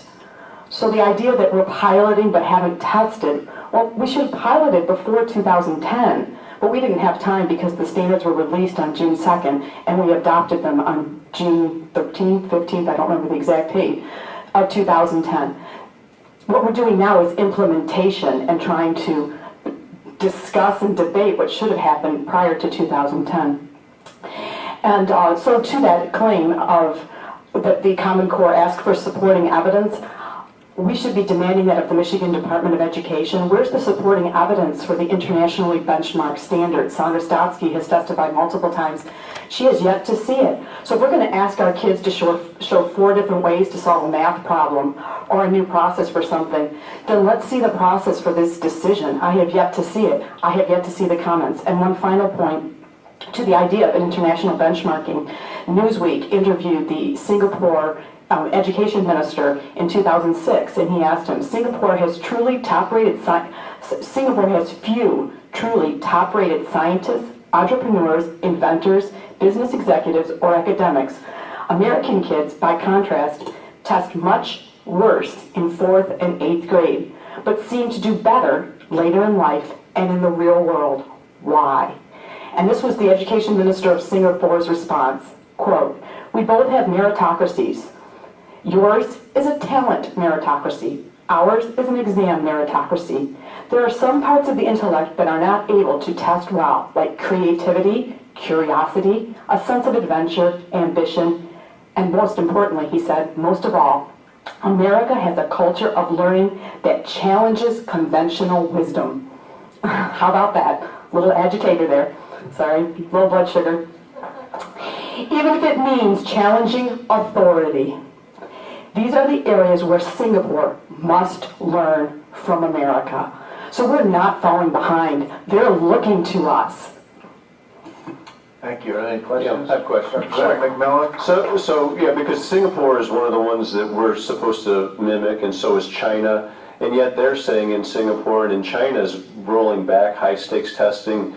You know, it just really, and what, like I mentioned, Dr. Zhao, it seems like we are trying to get rid of the creativity and it just really, and be more like China, who hasn't innovated stuff very much at all compared to us. So it just really, I don't know about the Common Core, but the smarter balance testing is something that we really, I think, need to push back. And I just wondered if you thought at least to see what the destruction and fallout in the other states are going to be like for those, let them be the guinea pigs for a few years, Absolutely. And the way I look at Common Core is sort of like the best practices of my neighbor's lawn. I don't ask them to come take over my lawn. If they're using a fertilizer and their lawn looks really green, I'm going to go over and ask them what kind of fertilizer they're using. But I'm not going to have them or any other neighbor require me to use that fertilizer simply because they're using it. And I think that that's what we need to look at. Sure, go look at Ohio, go look at what North Carolina is doing, or Virginia, or wherever else, but let's keep it in Michigan. And to the point of Dr. Zhao, I would just like to say that the 3 business leaders in the beginning, if there was ever a point where my blood was boiling, it was at that point, because all I kept hearing was that my children was a worker. I have 6 children. My children are, they're born as midgets, but they're not widgets into a factory. They don't go to some workforce pipeline where they're in at a prenatal age, as Governor Snyder said, and come out the other end as this worker for the global economy. They're human beings. And I love what our Constitution says. I love what our Constitution says. The Michigan Constitution says religion, morality, and knowledge being necessary to good government and the happiness of mankind, schools and the needs of education shall forever be encouraged. Where did the goal of workforce development come from? I submit it was China or some of these European countries. My child is not your commodity. It's not John Austin's commodity. And I'm really sad that he didn't stay to listen to the people of Michigan, the real agitators. And what really is upsetting to me is that Achieve is an out-of-state. Who is David Cohen? He's not from the state of Michigan. Who is Mike Cohen? He's not from the state of Michigan. And yet we're moving towards these standards. We have Oklahoma's governor as the now head of the NGA. I didn't elect her, but yet she's in charge of our standards now. That makes no sense to me. Thank you. Deborah DeBacher.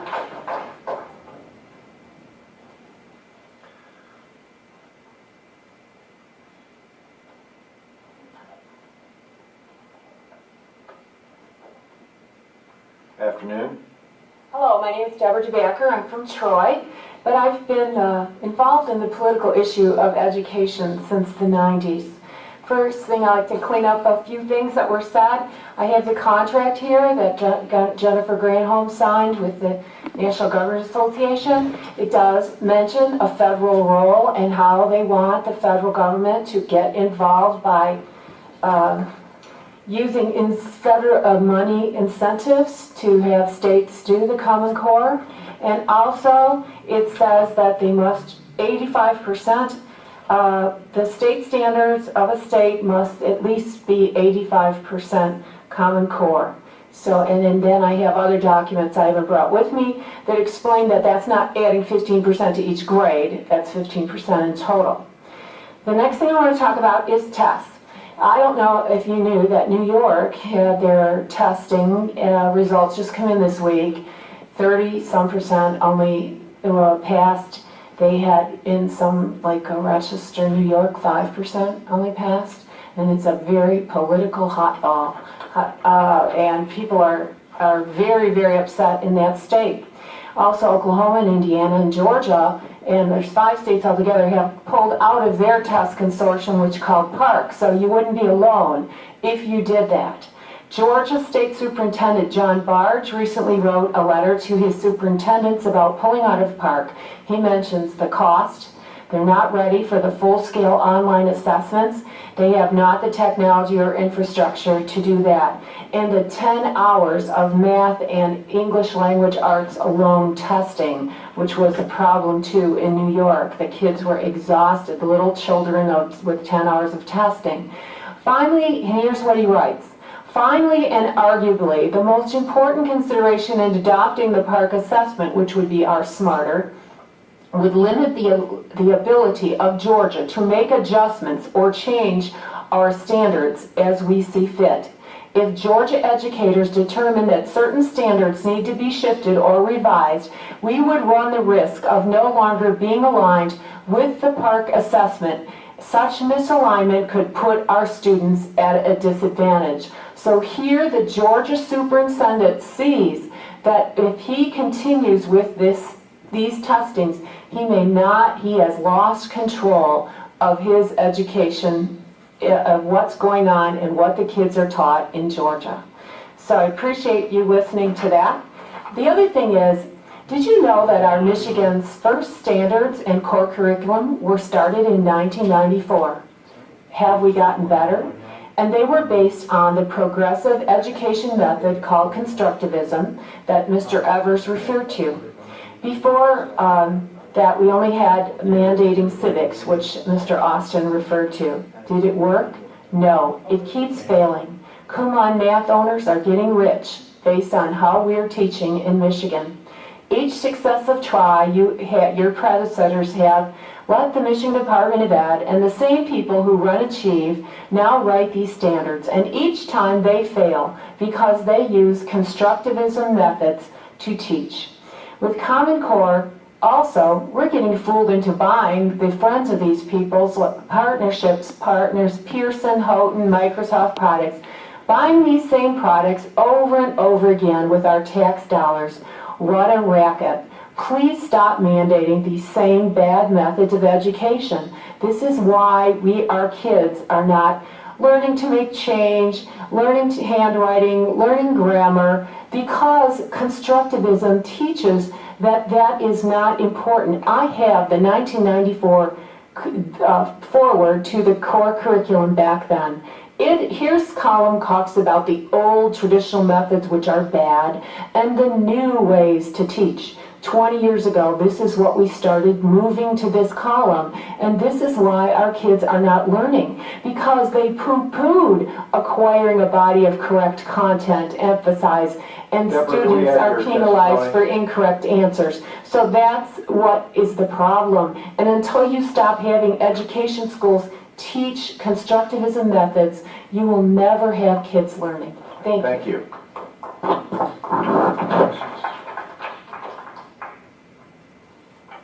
Mary Harston?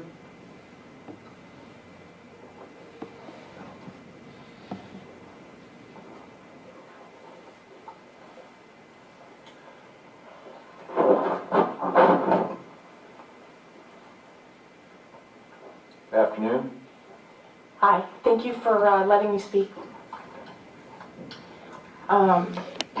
First of all, I just want to let you know I have no argument against improving the education of our children. But when we're looking at the bigger picture, Common Core, a nationalized set of standards, is not in the best interests of our children's futures. And unfortunately, there are many people that incorrectly think that Common Core will not affect them, that it only pertains to the public education in America. However, history and current events show us otherwise. I'll let these historical and recent quotes speak for themselves. Education is the most powerful weapon which you can use to change the world. Nelson Mandela. He alone who owns the youth gains the future. Adolf Hitler. Give me 4 years to teach the children, and the seed I have sown will never be uprooted. Vladimir Lenin. Ideas are far more powerful than guns. We don't allow our enemies to have guns. Why should we allow them to have ideas? Joseph Stalin. The education of all children, from the moment that they can get along without a mother's care, shall be in state institutions at state expense. Karl Marx. Our attitudes towards ourselves should be to be insatiable in learning, and towards others to be tireless in teaching. Mao Zedong. That one also appeared on the U.S. Department of Education Kids Zone. That quote was actually talking about and promoting communism. The state must declare the child to be the most precious treasure of the people. As long as the government is perceived as working for the benefit of the children, the people will happily endure almost any curtailment of liberty and almost any deprivation. That's from Adolf Hitler in Mein Kampf. If we want America to lead in the 21st century, nothing is more important than giving everyone the best education possible, from the day they start preschool to the day they start their career. President Barack Obama on the White House website. By skillful and sustained use of propaganda, one can make a people see even heaven as hell, or an extremely wretched life as paradise. Adolf Hitler. The Common Core connection here is another quote, and it's the overall sentiment. A general state education is a mere contrivance for molding people to be exactly like one another, and as the mold in which it casts them is that which pleases the predominant power in the government. It establishes a despotism over the mind, leading by natural tendency to one over the body. That's on Liberty by John Stuart Mill. You've all heard many of the concerns from members of the Common Core Validation Committee, from Dr. Stotsky and... Thank you. Can you No. wrap up? Yes, You've gone well beyond 3 minutes. But there are many other concerns that come from outside educators.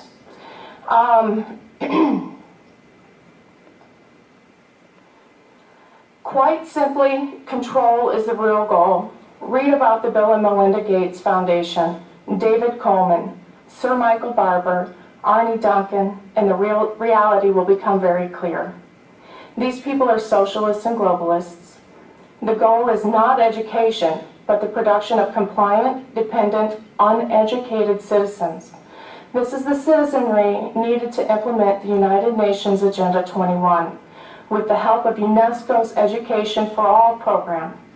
Not surprisingly, Common Core and Education for All are very similar because Bill Gates has been involved with both and is a proponent of UN-directed education. That is a direct quote from Mary Black. She is a curriculum director at Freedom Project Education. Thank you.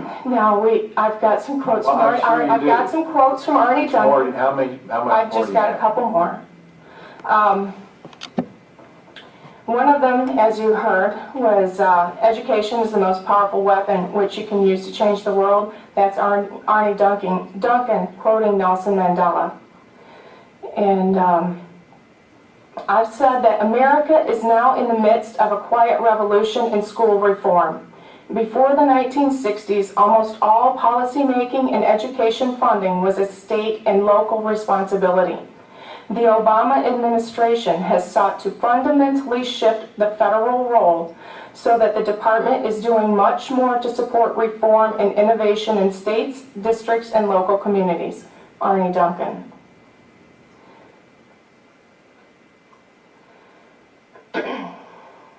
You're taking up precious time from other people that would like to speak. We've been here for 5 hours now. I appreciate all these different quotes, but I can read those on whatever blog you want to send me to. Yes, sir, I understand that. But my concern is this is a different aspect of Common Core. This is nationalized education. Speculation on your part. Are you telling me that Common Core is not a national backed standard? Thank you for your time. Thank you for your time. Carrie Lawler, please.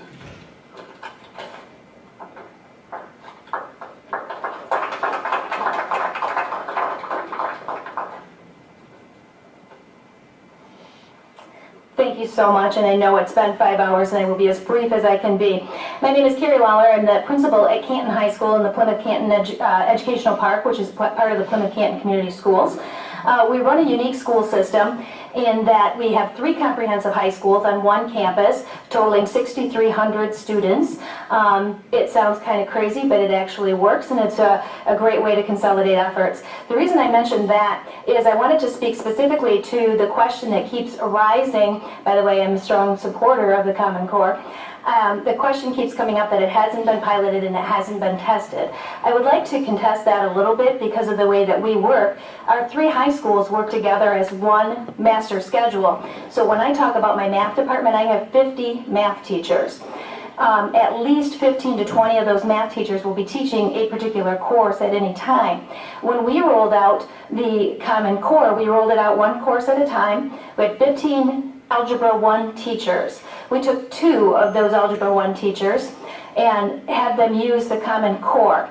At the end of the year, all Algebra 1 students took the same test, whether they were Common Core students in those 2 pilot classes or in other classes. Our Common Core students far outperformed those students who were working through the regular curriculum. So although it wasn't the Smarter Balanced assessment, it was an assessment that kind of showed in our unique system that the use of the Common Core definitely outperformed any of the previous curriculum that we had been exposing our students to. So I just wanted to speak to that because it had come up many times today, and our unique system allowed us to have an opportunity to test it like that. We did the second year, the same thing with geometry. We had 2 teachers pilot it and tested it at the end of the year, same results. So I just wanted to share that. Thank you. Thank you. Ms. Jurius?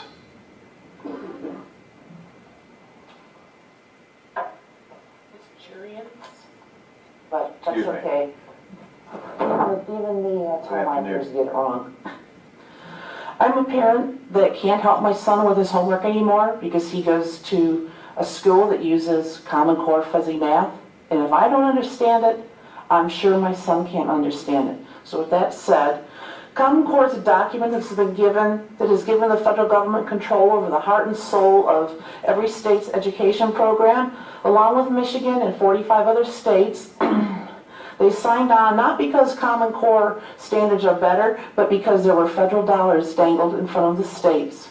And the states signed on not realizing, or maybe realizing, that with federal dollars come federal strings and federal control.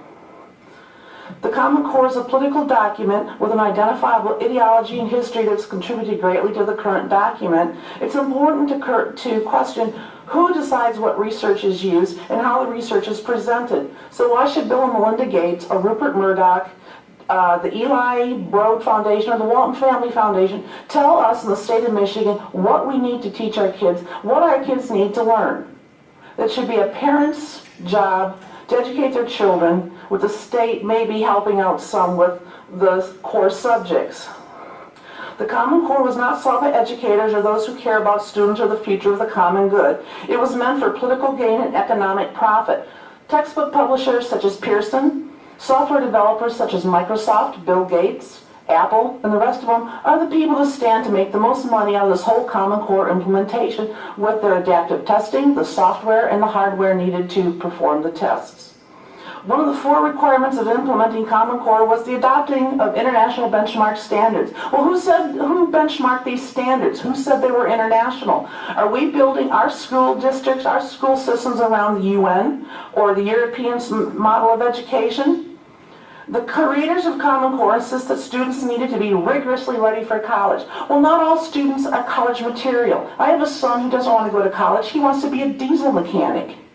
He doesn't need physics, he doesn't need chemistry, he doesn't need analytical geometry or any of the other math classes that the Common Core or the Michigan Merit Curriculum requires. Go back to teaching HVAC, electrical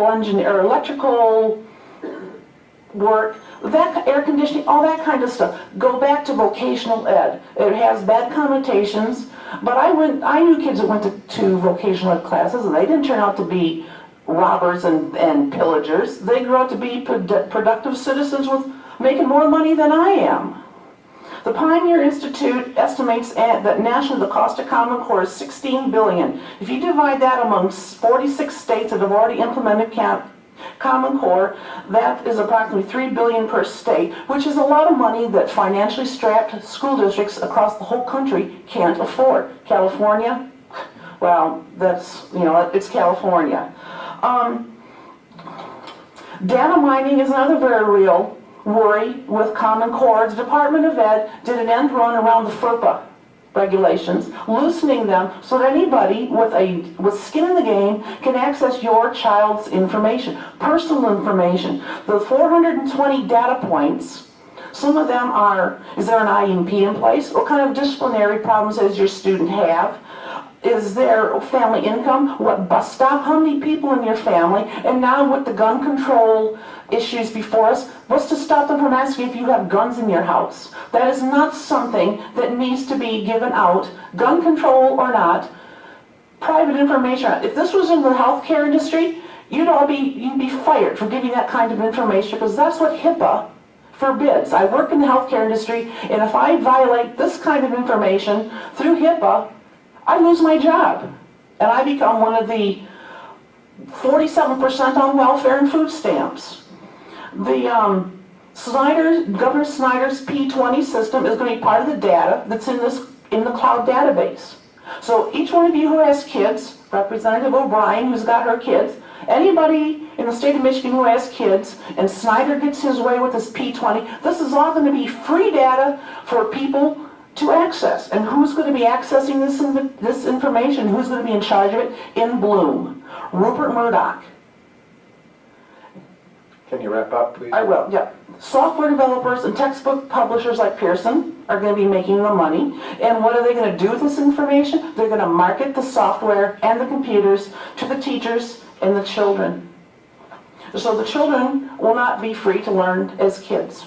There'll be the good little worker bees that come in one end in kindergarten and come out in college, ready to work wherever the state puts them. Thank you. Thank you. Melanie Curtis?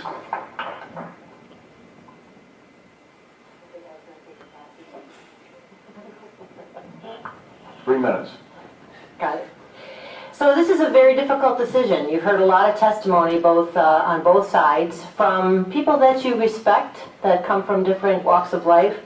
So how do you decide? One of the things that I've been trying to do is send you what I consider authentic documents to help you read for yourselves to make up your mind. Is it rigorous? Is it not rigorous?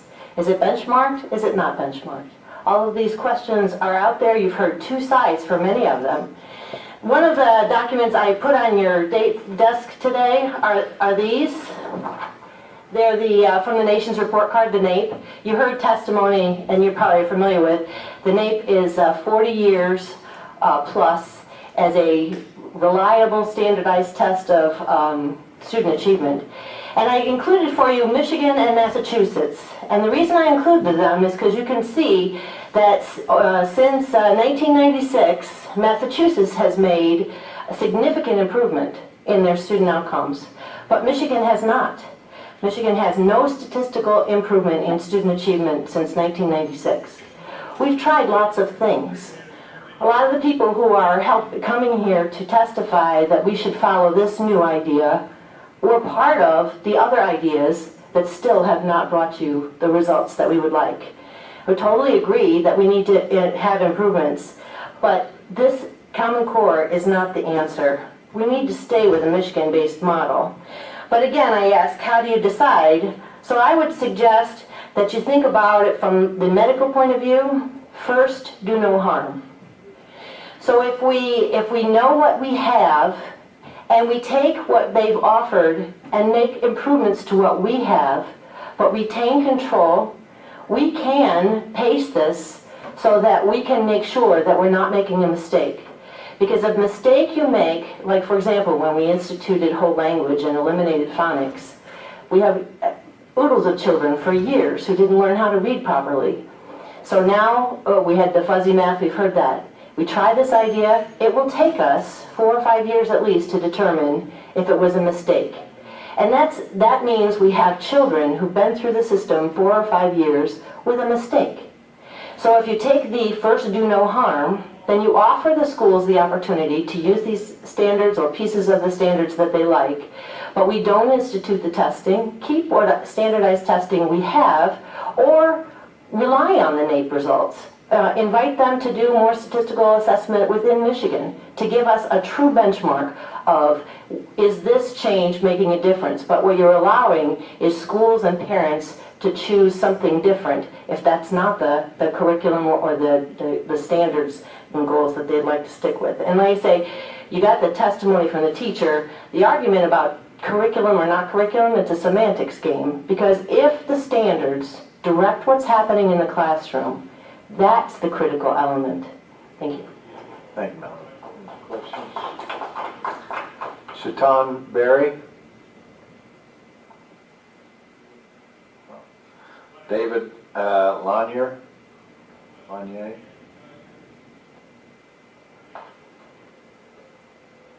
Afternoon.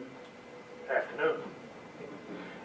I'm David Lanier. I'm a precinct delegate from Auburn Hills, and I'm very concerned about the future of our country. I think we're going in the wrong direction. I think the Common Core is part of the problem, and I'd like to address that.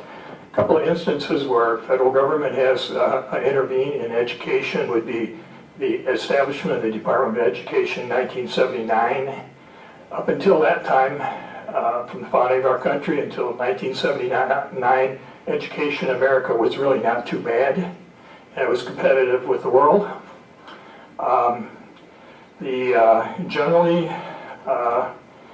Since that, the Department of Education currently employs 6,000 employees. Few of them are teachers. Some have an annual earnings of over $175,000 a year. The department has not done much to improve the quality of education in America. The No Child Left Behind Act of 2001 was a disaster. That was an attempt for the federal government to take over control of our state education system. In its present problem is we have a top-down educational system. We need a bottom-up.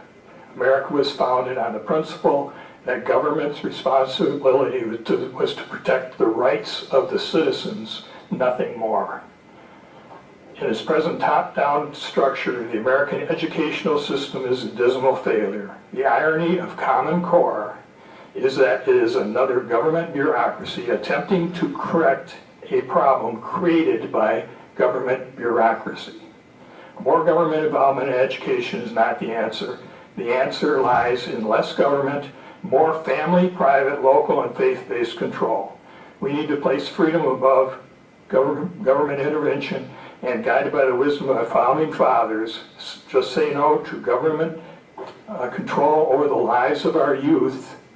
We can no longer afford to place the responsibility for education in the hands of government. It is time we, the people, take direct responsibility for educating our next and future generations. Thank you. Harrison Blackman. Monty Blackford.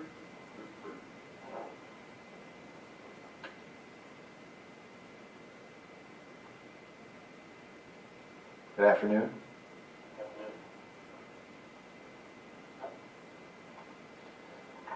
Appreciate the opportunity to speak, and hopefully I'm last to be the best, I don't know. I just want to thank all those who've spoken today, and I was really riveted by the testimony of the teacher and was concerned when she was asked that she did not want to ruffle feathers. And that is to the point of my topic today, is to talk about this soft intimidation, if you will.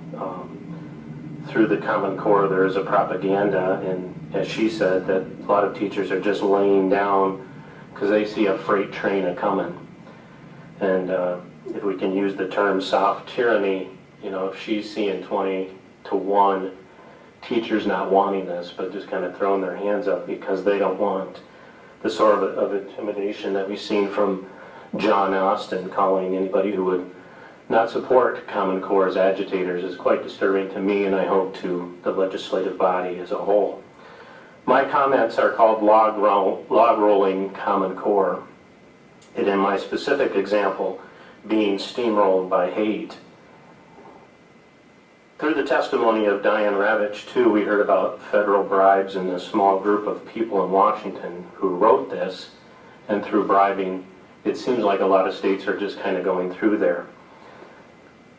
I might be the first person ever to speak to you to bring up Spy Magazine as a resource, but back in the 90s, they had a very eye-opening feature that they would call log rolling in our time, where they would actually take two authors doing dust jacket endorsements of each other's books, where author one would rave about author two.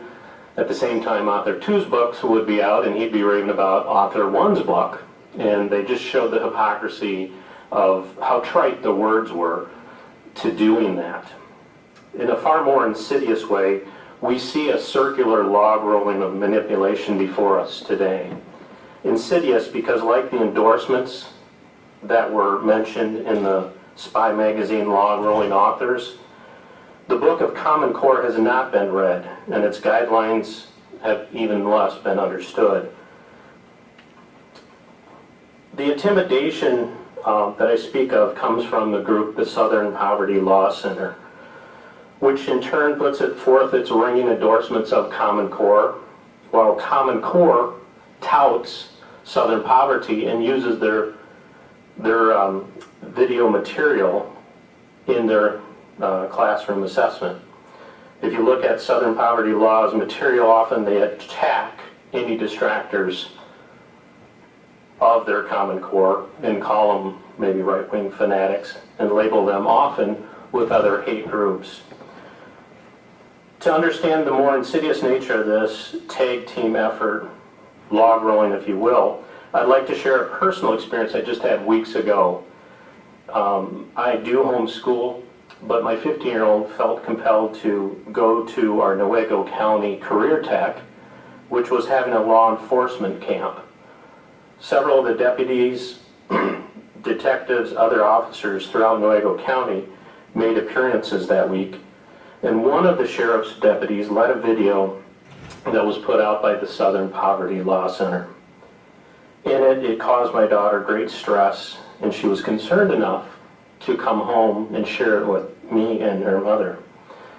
A few key words on YouTube, we did find the video, and we watched it in its entirety, and it showed an extreme case of a father being pulled over by police, and him and his son jumping out and murdering the 2 traffic officers. She was horrified by this activity as we were, but much to both of our amazements, the makers of this film made repeated efforts to call out innocuous words as right-wing hatred. They inferred that those who would affiliate with the terms that they used were also just as guilty as the racism, tax evasion that the 2 had. Buzzwords that were heard were like church, homeschooling, Could you Constitution. stick to the pertinence of the Common Core, please? Okay. It's this log rolling effect where basically we're using the intimidation factor to get through this. Common Core will promote Southern Poverty Law Center's videos, which in turn will label people who they deem as against them, agitators if you will, as hateful. In my discussion, I did bring it to, like you mentioned, did you bring it to the school board? I went to the actual instructor and the 2 deputies. We had a good conversation, and we left it at that. We were very cordial at the graduating ceremony. However, the officer took that point then to go to other people and start questioning my ability to maybe become postal. Again, we're leading to a soft tyranny and intimidation that Common Core is going to push through who they deem is appropriate to teach our children. If I do not, as a parent, have the opportunity to question this in front of a teacher, to stay quiet, don't ruffle feathers, see the freight train coming and laying down, I have no other resource than maybe go to a legislative body and say, we do need to look at this. It'd be easier, far easier for me to remain silent today. It's a fact that is not lost on Southern poverty. And they bank on the implementation through intimidation. And a lot of that is what I'm seeing here through Common Core. They need Common Core implemented. They bank on money, and making money shows their might. Common Core feeds them a continuous source, log rolling money, if you will. They associate anyone that has a conservative idea as a right wing. We have your testimony, sir. They label the right wing as part of a hate group, and all hate groups are associated with groups like the KKK. So why are we here debating? We're concerned about what Common Core might do. I am testifying that what it can do and what it has done already to me. Thank you. Beverly? Morocco? No. Sandra Zverko? Zverko?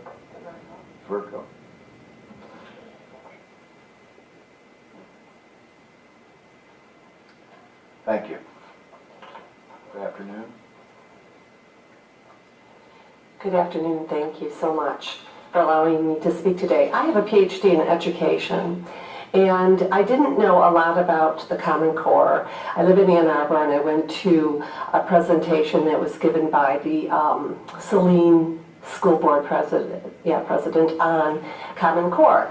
And I asked some questions. I wanted to know immediately what was the needs assessment, what was the prototype testing that was used, and he said to me, Common Core is here to stay, don't worry about all of that. So then he put up on his overhead the Ford Motor Company Oval. And he said Ford Motor Company supported the Common Core. Well, I so happen that I co-authored the Ford Motor Company instructional systems design process for Ford several years ago worldwide. And instructional systems design is a model that comes out of the armed forces, and it's a scientific way to develop instruction. I couldn't understand how Ford would support this model, so I went home and I called board of directors, and they telephoned and they talked to people within Ford, and the Ford Education Fund manager, Mr. Schmidt, called me back and said that this person was not given the authorization to use the Ford logo relative to the Common Core, and nor did this individual, nor was this individual given the authorization to say that Ford supported the Common Core. So I wanted to let you know that had happened to me, that I am involved in education. The scientific process of education is that you come up with the need, and then you develop objectives, and then you have to test those, your design and your instruction, to see if it's going to work on a pilot setting. And that would be just a few people. And they've taken the Common Core and they put it out, implemented it to the mass. And it's not scientific. I'm amazed that the education community thinks that that's the way that you evaluate or design and develop instruction, but it's not. It is not a tested curriculum, and it may be good. I have no idea, but it has not been tested, and no one can say that it's good. So we have words such as we believe, we think, it's good for us, we thought, we jump for joy, we understood it, we think that they're growing, we think it's better, we think that they know, we think that it's wonderful to see. But those are not measurements. You want to have some proof. And I don't think we have proof here. So I would hope that we would not implement it or put any more funding toward it until we knew that it really worked. So thank you. Thank you. Deborah Hope. Judy Draplin.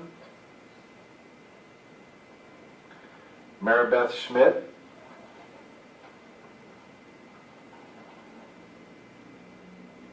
Good afternoon.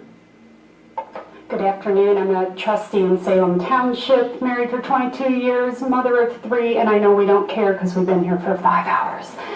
However, I just want to commend everybody who's still here. If this doesn't show you grit and determination and caring about an issue, I don't know what. So no matter what side you're on, thank you for investing your day to be here. Thank you for sitting here and listening to us. My general philosophy, I can go back to Milton Friedman. The government solution to a problem is usually as bad as the problem. I don't like centralized planning type mechanisms in government. The less we have in government, the better. And when it comes to our education, our kids, they are our treasure. But whatever you decide to do, keep in mind the sovereignty of the parents, of the family, and the local community. The closer we keep it to home, the better. And one thing that really, really drives me nuts about all of this, whether we have certain standards or not, and whatever, how to implement, what in the world are we thinking of having centralized data mining on our children? We should be ashamed for even considering it.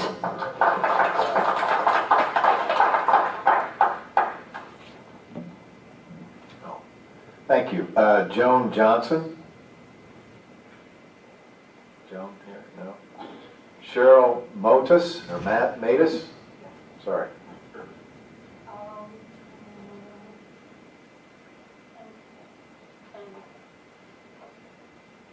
I will be brief because I've been listening to all sides, and I came in and I thought opposed, and then the more I listened, the more confused I got, which I have been a teacher going on 29 years now in the classroom. So what I'm sort of taking from this, that I hope that you will take away from a lot of this conversation, is this. First of all, it is a curriculum, it's not a framework. But if any set of standards actually trusts the teacher to teach in a way that she feels her students need to learn best, you need to take a good look at it. For too long, teachers have been told, we don't trust you because of all the, frankly, teacher bashing, all of the efforts to dismantle public education, and the lack of funding. Having said that, I've been teaching very much in the way that I've heard people say, oh, they're just teaching and there's like a light in the halo chorus going. You don't necessarily need a Common Core to do that. What you need to do is you need to support public school teachers in teaching in this manner. And some people will call it constructivism. I don't. It's the way children learn now. You give them a problem or have them come up with their own problem, research it, find the answer, and make a presentation. I've done that with my second graders with robots. They've come with questions. I've either said, I don't know, why don't you find out? Or, yeah, I know, but I'm not telling you. In those days, those kids learn more than I could ever teach them by standing up, lifting up their little heads and pouring out knowledge into it. So I think that if the Common Core has some issues, I'm not going to say it doesn't, and it needs to be vetted a little bit more carefully. I would not wholesale adopt it. I was looking through doing a lot of the testimony, and particularly I teach second grade, so the early childhood. One of the Common Core standards for kindergarten in math was to be able to add and subtract competently up to use the numbers 5. Well, by first grade, they're supposed to add and subtract competently double-digit numbers. Now, I'm not sure how they're learning that, if it's by osmosis or what, but that doesn't make sense to me. There's no progression of standards. Like Stephanie said, there's no progression of learning in the Common Core for the younger children. We also use everyday math, and I know I send home my Don't Freak Out Over Math letter every year, followed by my Don't Freak Out the Teacher when they start teaching the kids to add by using the ones and carrying and stuff. That's useful. But when we got the brand new set of everyday math and it said it aligned perfectly to the Common Core, we sat down for a day and we looked through it, and it was only peripherally related to what was in the book. The Common Core didn't match. So what I might do to improve education, standards need to be high. And every teacher in that room needs to think, know, understand, and believe every single kid in that room could learn. But let them be free to do what they need to do to get them there. I would say take money that was designated for Common Core textbooks, at least for elementary school, give that to the schools so that I can get the materials I need to get these kids learning, but also those soft skills that they need in the business area: creativity, innovation, problem solving, working in a group. None of those things can be measured by the Common Core or any standardized test that I've ever heard of, including the SB. Smarter Balance. Thank you. The Smarter Balance. It's got problem solving in there, but the soft skills that are going to be more important as kids now go into the marketplace are not addressed in the Common Core, not addressed by standardized testing. So that's kind of my spiel. Good spiel. Oh, thanks. You never know. Oh, questions? Thank you. Last speaker, David Metalliano. I should be in there. I don't have a... I filled out a card. Please come up. surely will. I think I gave it to somebody to bring up. Good afternoon. Hello, I'm Jane Wilson. I'm a retired teacher and a grandmother of 8 and a precinct delegate. And as I've talked to people in the neighborhoods, it's been very interesting talking with parents. I want to just start out by sharing just some personal things. Teachers have told me they are afraid to speak against the Common Core because they're fearful of losing their jobs. You need to take this into consideration. I know some of you have been talking to principals and teachers. They're scared. You know, the competition for teachers, a teaching position in Michigan is horrendous. I've experienced this, I know. Common Core has been sneaked into our schools without parents' knowledge, and that's why most parents don't even know it's being used with their kids. But those who do are very frustrated because the other parents don't seem to understand what they're talking about. We have a young family member who is teaching, and her principal told her that she had to teach that global warming is a fact, not a theory, even though neither he nor she believes it, and that's part of the Common Core. This is a good example of how our students will be indoctrinated through Common Core.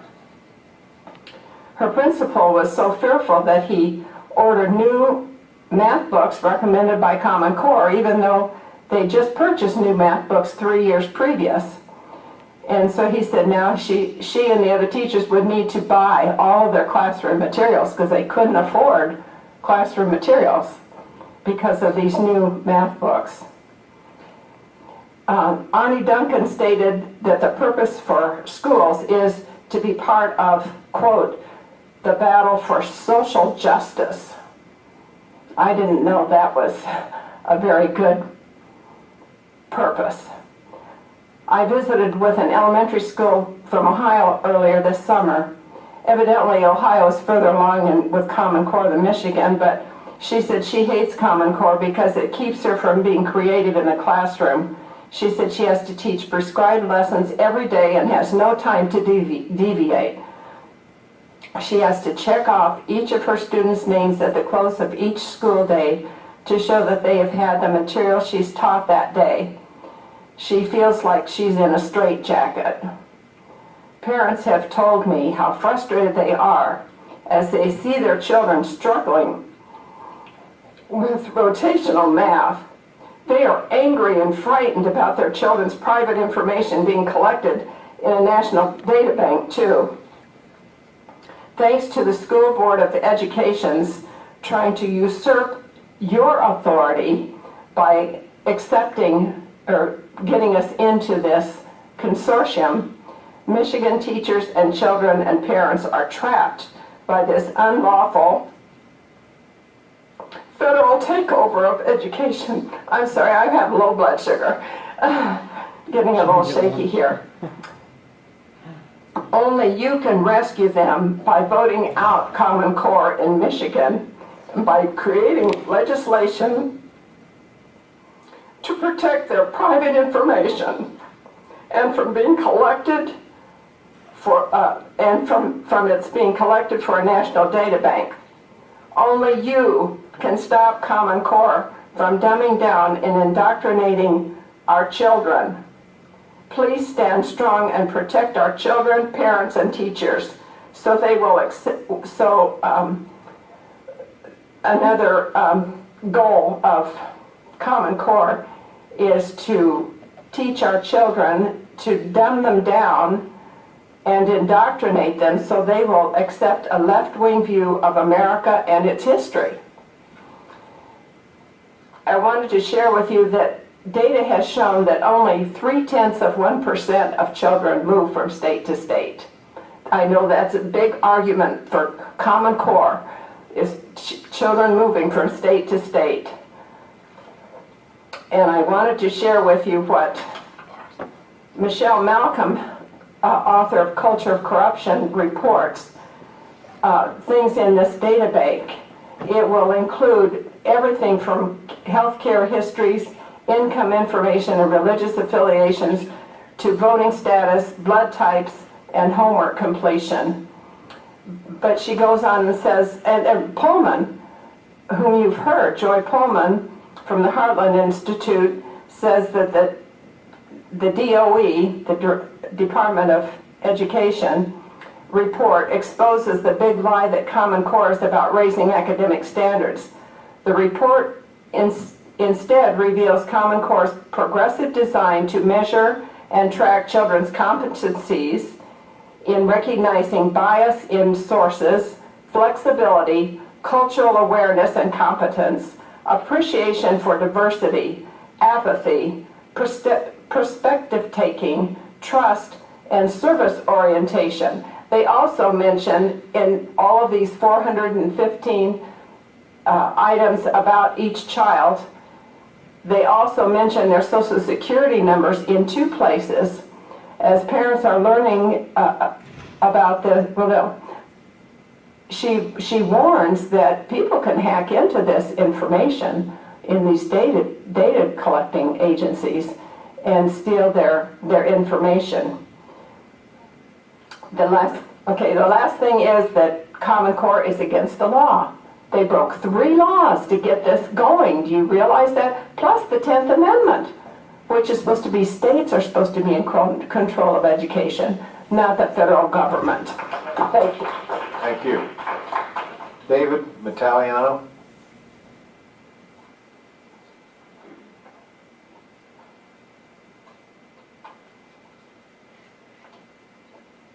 Good afternoon. Good afternoon. Thank you for the opportunity, and I'll be real quick here. It's been a long day for everybody, I understand that. So I just wanted to reaffirm 2 points and then bring up 2 quick new points. Real quickly, I'm coming from a little bit of a different angle. I'm in the publishing field, have been there for 16 years in higher education publishing. And the viewpoint that I want to bring and express here is more from talking to college professors all over the country, and I've spoken to thousands of college professors all over the country. And I get in depth with them in terms of how they teach, why they do what they do, and really try and crystallize what eventually turns out to be textbooks that are used. The one thing in the perspective that I've gained, and it's been said here a few different times, is that where you expect the pillar of free speech to exist on college campuses is exactly the opposite. Okay? College professors, academians are scared to death to speak their mind. If they do, they will be shunned, it will affect their career, and they have to go along with what we've heard before, the freight train that's coming. Otherwise, they will put themselves in jeopardy. And I've spoken to hundreds of them all over the country, if not thousands of them, that will tell you the same thing. Okay? So I just wanted to reaffirm that point because I think that's quite powerful. The second point, critical thinking. You keep hearing terms, I speak to college professors all the time, and they talk about critical thinking. We want the kids to think critically and think for themselves. But ultimately, they live in a bubble, in the academic bubble, which is critical thinking means let's make sure that they think critically about how the collective is supposed to think. Okay, that's what critical thinking means to them. This is the collective, this is how we need them to think critically so that the outcome we want them to come to a conclusion about is where we need to guide them. And I'll give you an example of this. Imagine a student, whether in high school or grade school, or I have 2 little girls, 8 and 11, and they talk about global warming and saving the environment. Imagine if that student decides to say, I'm going to look and say, I'm going to think critically about this subject, but I'm going to look and say, how have fossil fuels actually helped the environment? What has it done to improve the world? What has it done to improve humanity? And start to look at the opposite effect of what the professor or the teacher actually wants the student to think about. Imagine how that student would feel. Those students they'll be looked down upon. They will be intimidated. And this is a fact. This is what's happening. And again, I'm talking from experience. I would consider myself an expert in the field in terms of I've spoken to thousands of professors all over the country. The third point I want to make is we can talk about Common Core, and if it's implemented in 4 or 5 years from now, we'll talk about how it's just not working. You want to know why? We all know the answer here, but nobody wants to really say it. It's the family, the breakdown of the family. Okay? The reason that test scores, there's, whether you call it race issues or socioeconomic advantage, disadvantage, it's family. When a student, a young child has a mother and a father, a mentor, and that's there, that will help them through and guide them through, that student is going to have the best preparation to try and succeed and do well, whether it's in testing or not testing, but succeed in life. When we have a child that is growing up in a one-parent family or on the streets, there's no chance, or very few of them are ever going to get out. So we can talk about Common Core and testing and standardized testing all we want. You want to fix the education system in America? Fix the families. We all know it. So why are we wasting our time with this? We waste, enough said. The last point I want to make is technology. When I first started in publishing, CD-ROMs were the big thing. Everybody's got to have a CD-ROM. Tuck it in the back of the book, got to have all the bells and ancillaries and bells and whistles and things like that. Woo! Okay, there it goes, and then about 2-3 years later I hear, yeah, CD-ROM, boy, things got really expensive. Oh, books are so expensive now. Well, the students never really use that. They don't take advantage of that. Then we get into it, from there we go into course management systems, websites and things like that. We got to get the students, so they got to be online, distance learning, all these things. What we're finding now, and now ebooks are the big thing, we've got to have ebooks available. And what we're finding now, and again, this is based on the experience that I have in this industry, is that technology is hurting kids. Technology becomes the brain, whether it's a computer or whether it's a visual aid that they use or something like that. That becomes the brain, and the student or the child becomes the observer. They are no longer internalizing information. They are no longer thinking critically, truly thinking critically. They are just regurgitating what they can find. And the reason I link that to Common Core is because that, I think, potentially could be a very dangerous area where we are just now starting to see what technology is doing to our kids and how it's hurting them. Now, it does have its place in communication in different areas. It's a fantastic advantage. But once it becomes the brain and the student becomes the observer, it is now losing the effect, and it's having the opposite effect. They're no longer internalizing, no longer growing, they're no longer thinking critically. They're just watching and then repeating. Okay? And so that gives me some courage in terms of with what potentially Common Core could use or how it could use technology. And those are my statements. Thank you very much. Thank you all for spending your day, your morning and afternoon here in Lansing. I appreciate your passion on both sides of this. I appreciate the patience of the committee members, staff, security, everybody today. Thanks for indulging us, and we'll convene again 2 weeks from today, August 28th at 10 a.m. Meeting's adjourned.